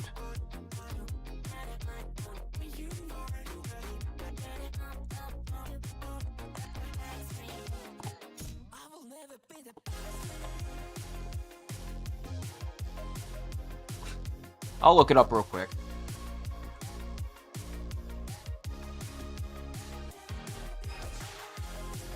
Let's see. I think it's D&J's, God, the name of that brand. It might be that. I don't know, I roughly remember the design of the back here. Yeah, the cautions may be stemmed to hard to chew.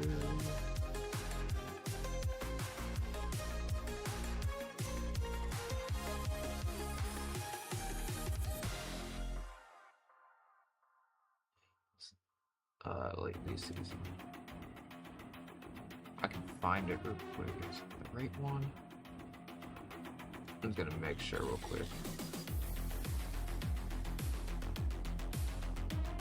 Yes, it was, yeah, it was, it literally said sheet steak mushroom crisp. Yeah, that's it.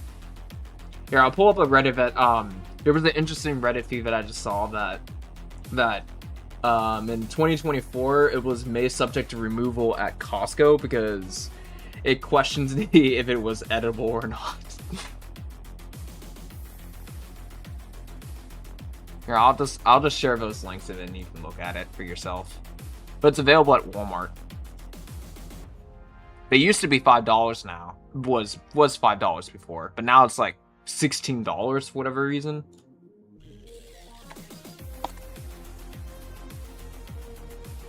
But you could choose to take this out and just eat it as it is because it's one of those snacks. That's the first link right over there. And then here's someone's Reddit comments with these.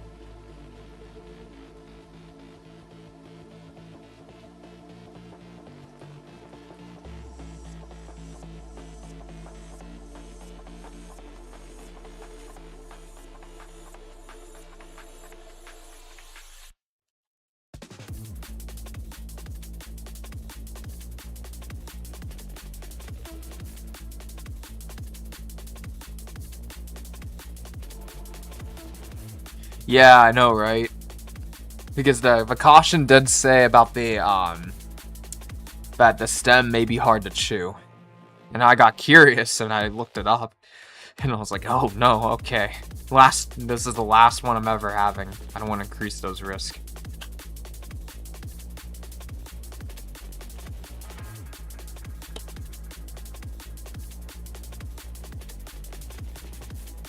But the pistachios are good to chew anyhow.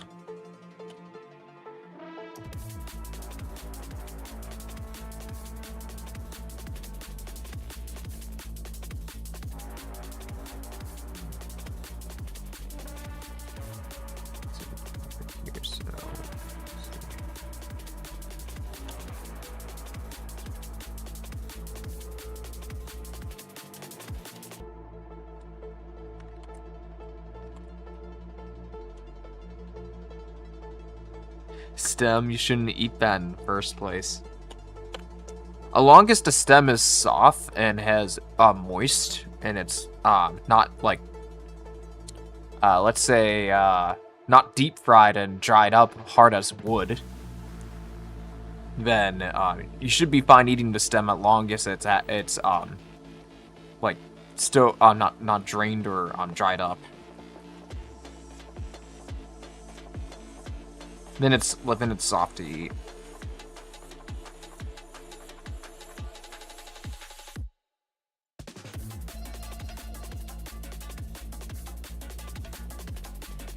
But yeah, they left the stems in because they did shorten the stems, but the stems are still there.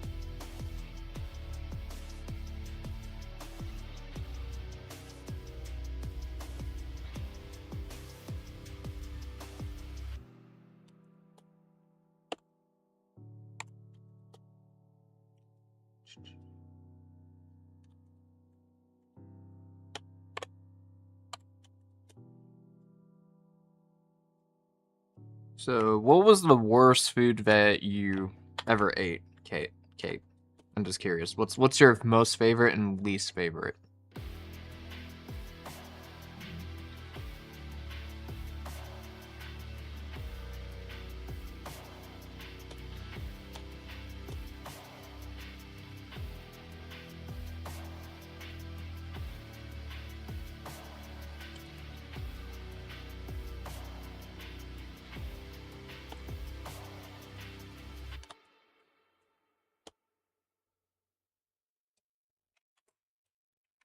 Mushrooms.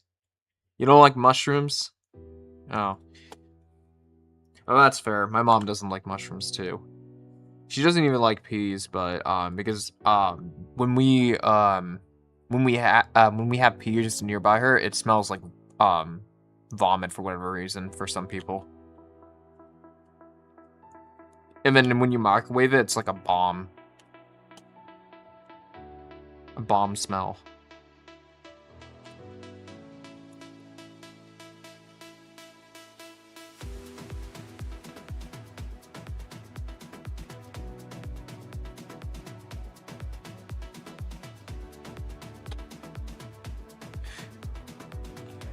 I don't think I have a favorite food. Oh, interesting. Then I assume your favorite food is ice.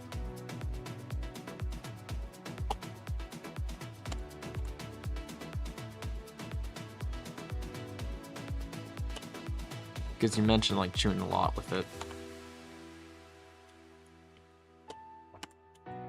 But to be honest, it's fair. It's very odd to have a favorite food these days, because if you have the same favorite food every single day, then that's just not good for your health.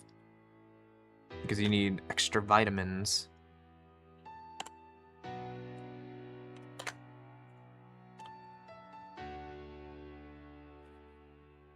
Probably.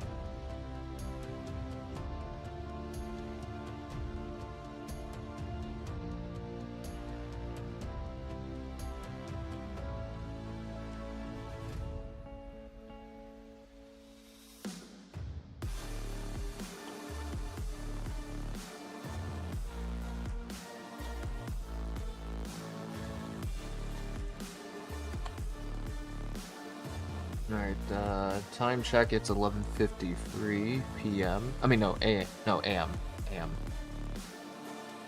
I think I got, like, I think I'll keep on streaming for an hour, then before I have to pack it up. There's a lot of hard surface in this armor, so I'm just maybe a little tedious, but it's fine.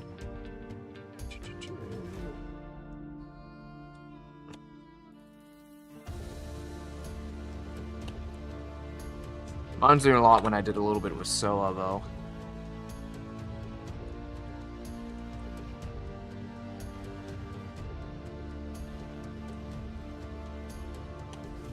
Her too, because she is much more like a cyborg, living god creature. And then this is a giant, big weapon.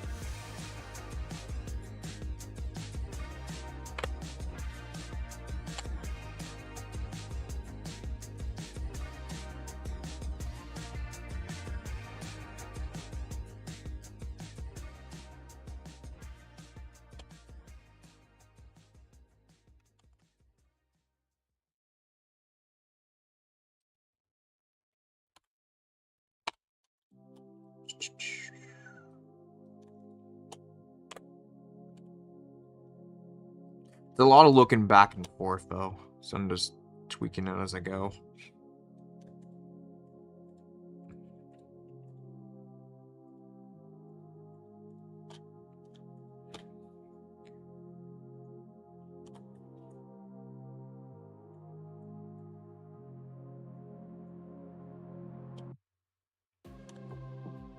Has a little bit of a ranger look, though.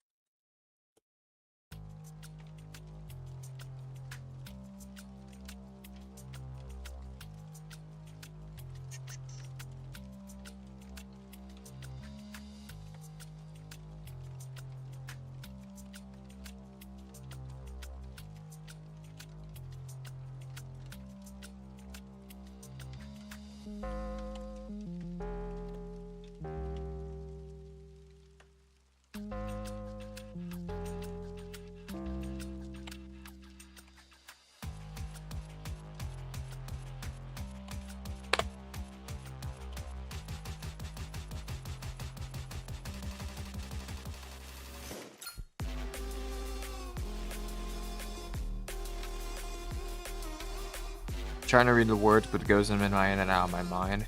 I have to read the same sentence over and over again.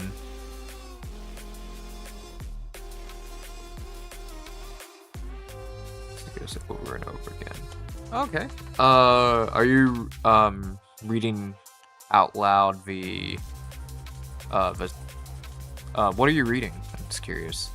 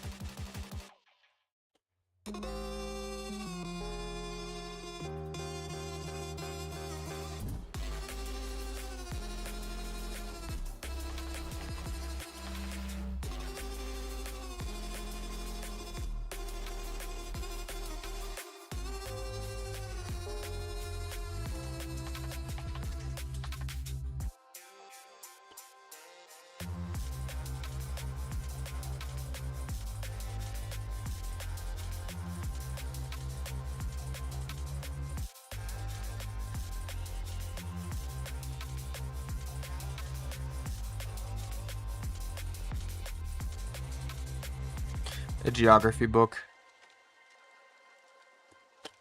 Yeah, there's a lot of words there too to memorize too as well.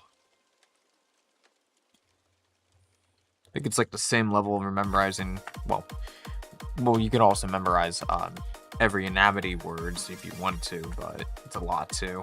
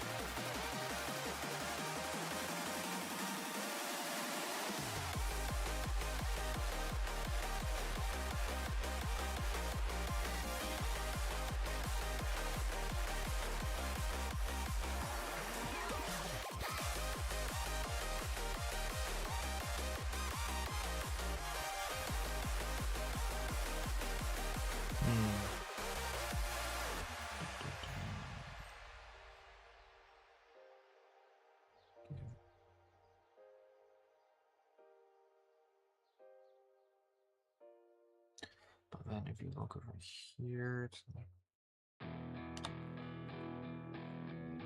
there, I'm just comparing a little bit. So I feel like the armor perspective is slightly different now. It was over here.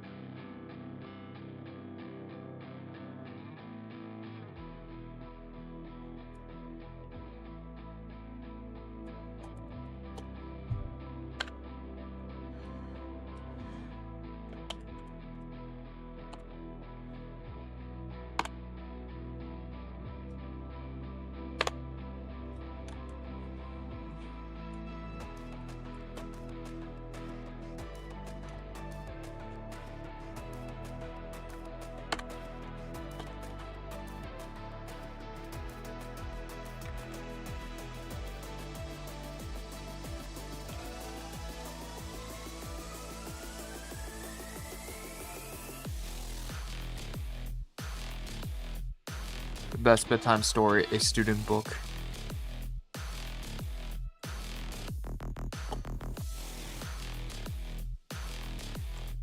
Ah, yes, you can think of many dreams of learning knowledge. Where knowledge is power.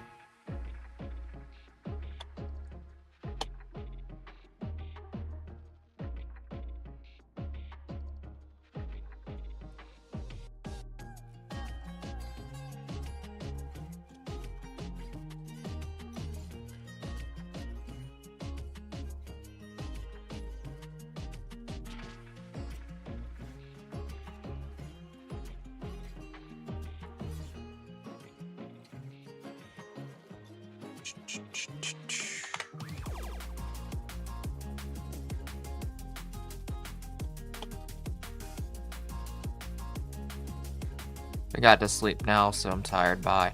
Oh, no worries. If you gotta go to bed, you gotta go to bed. I hope you enjoy a very nice sleep anyways. I think I'll be ending the stream soon anyways, so like in 10 minutes though. But no worries. But yeah, thanks for tuning in for a while. I hope to see you soon next time when you, I think it will be like 2 weeks from now, but yeah, see you around. Get some sleep.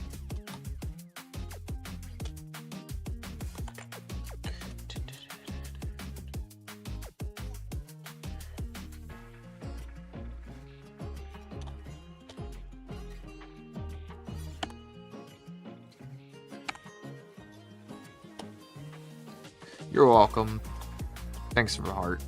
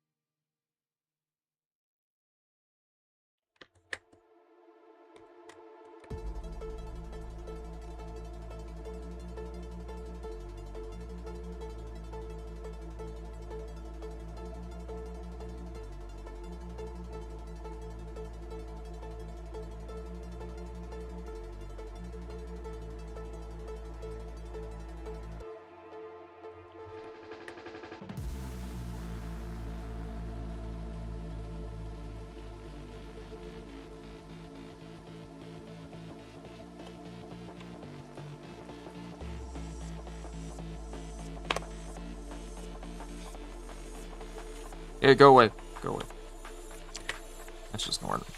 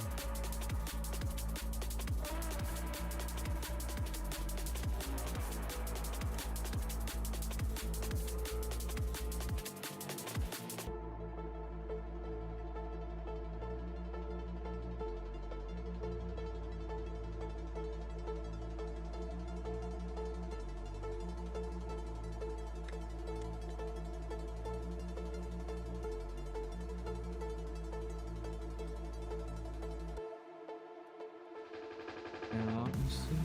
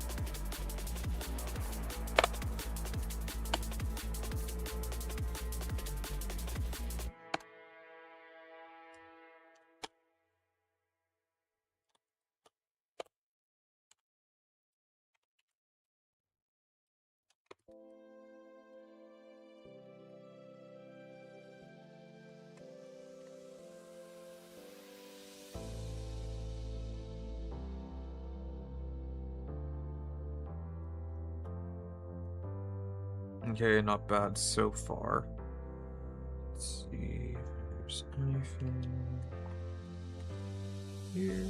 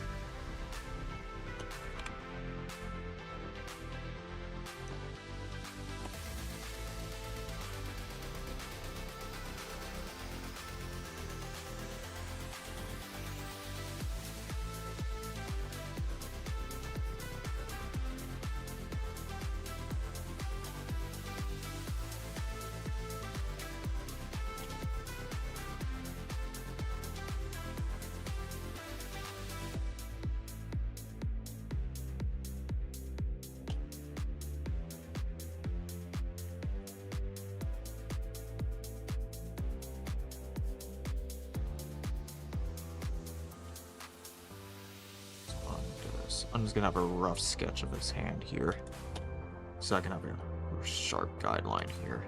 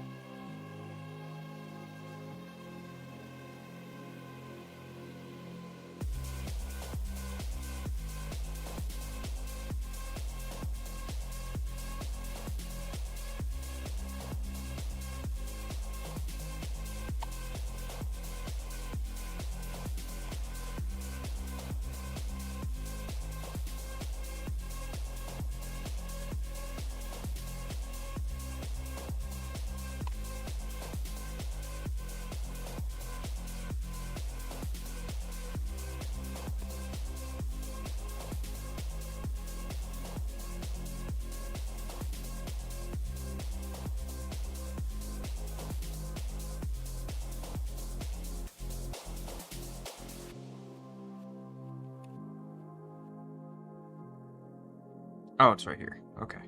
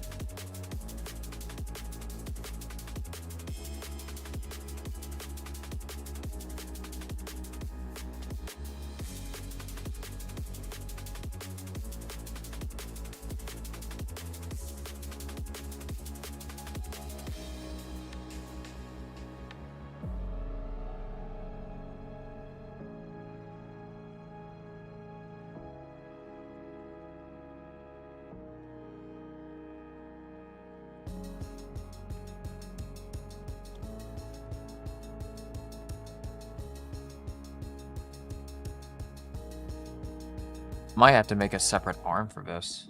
Like another position for that arm in the front.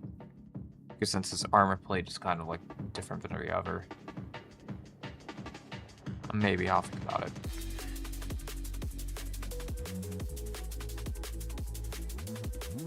Different position of pose.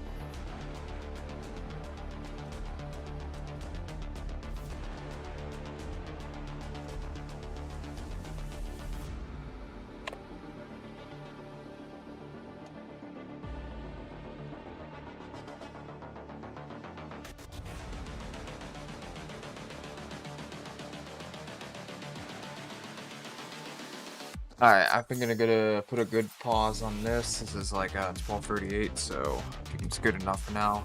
I think I'll continue on this tomorrow on my own time. So far, we're just sorting out the front side. So his armor's a little bit tricky, but I think we can work something around with it to make it a bit more believable. Alright, thanks for tuning in the stream, and I'm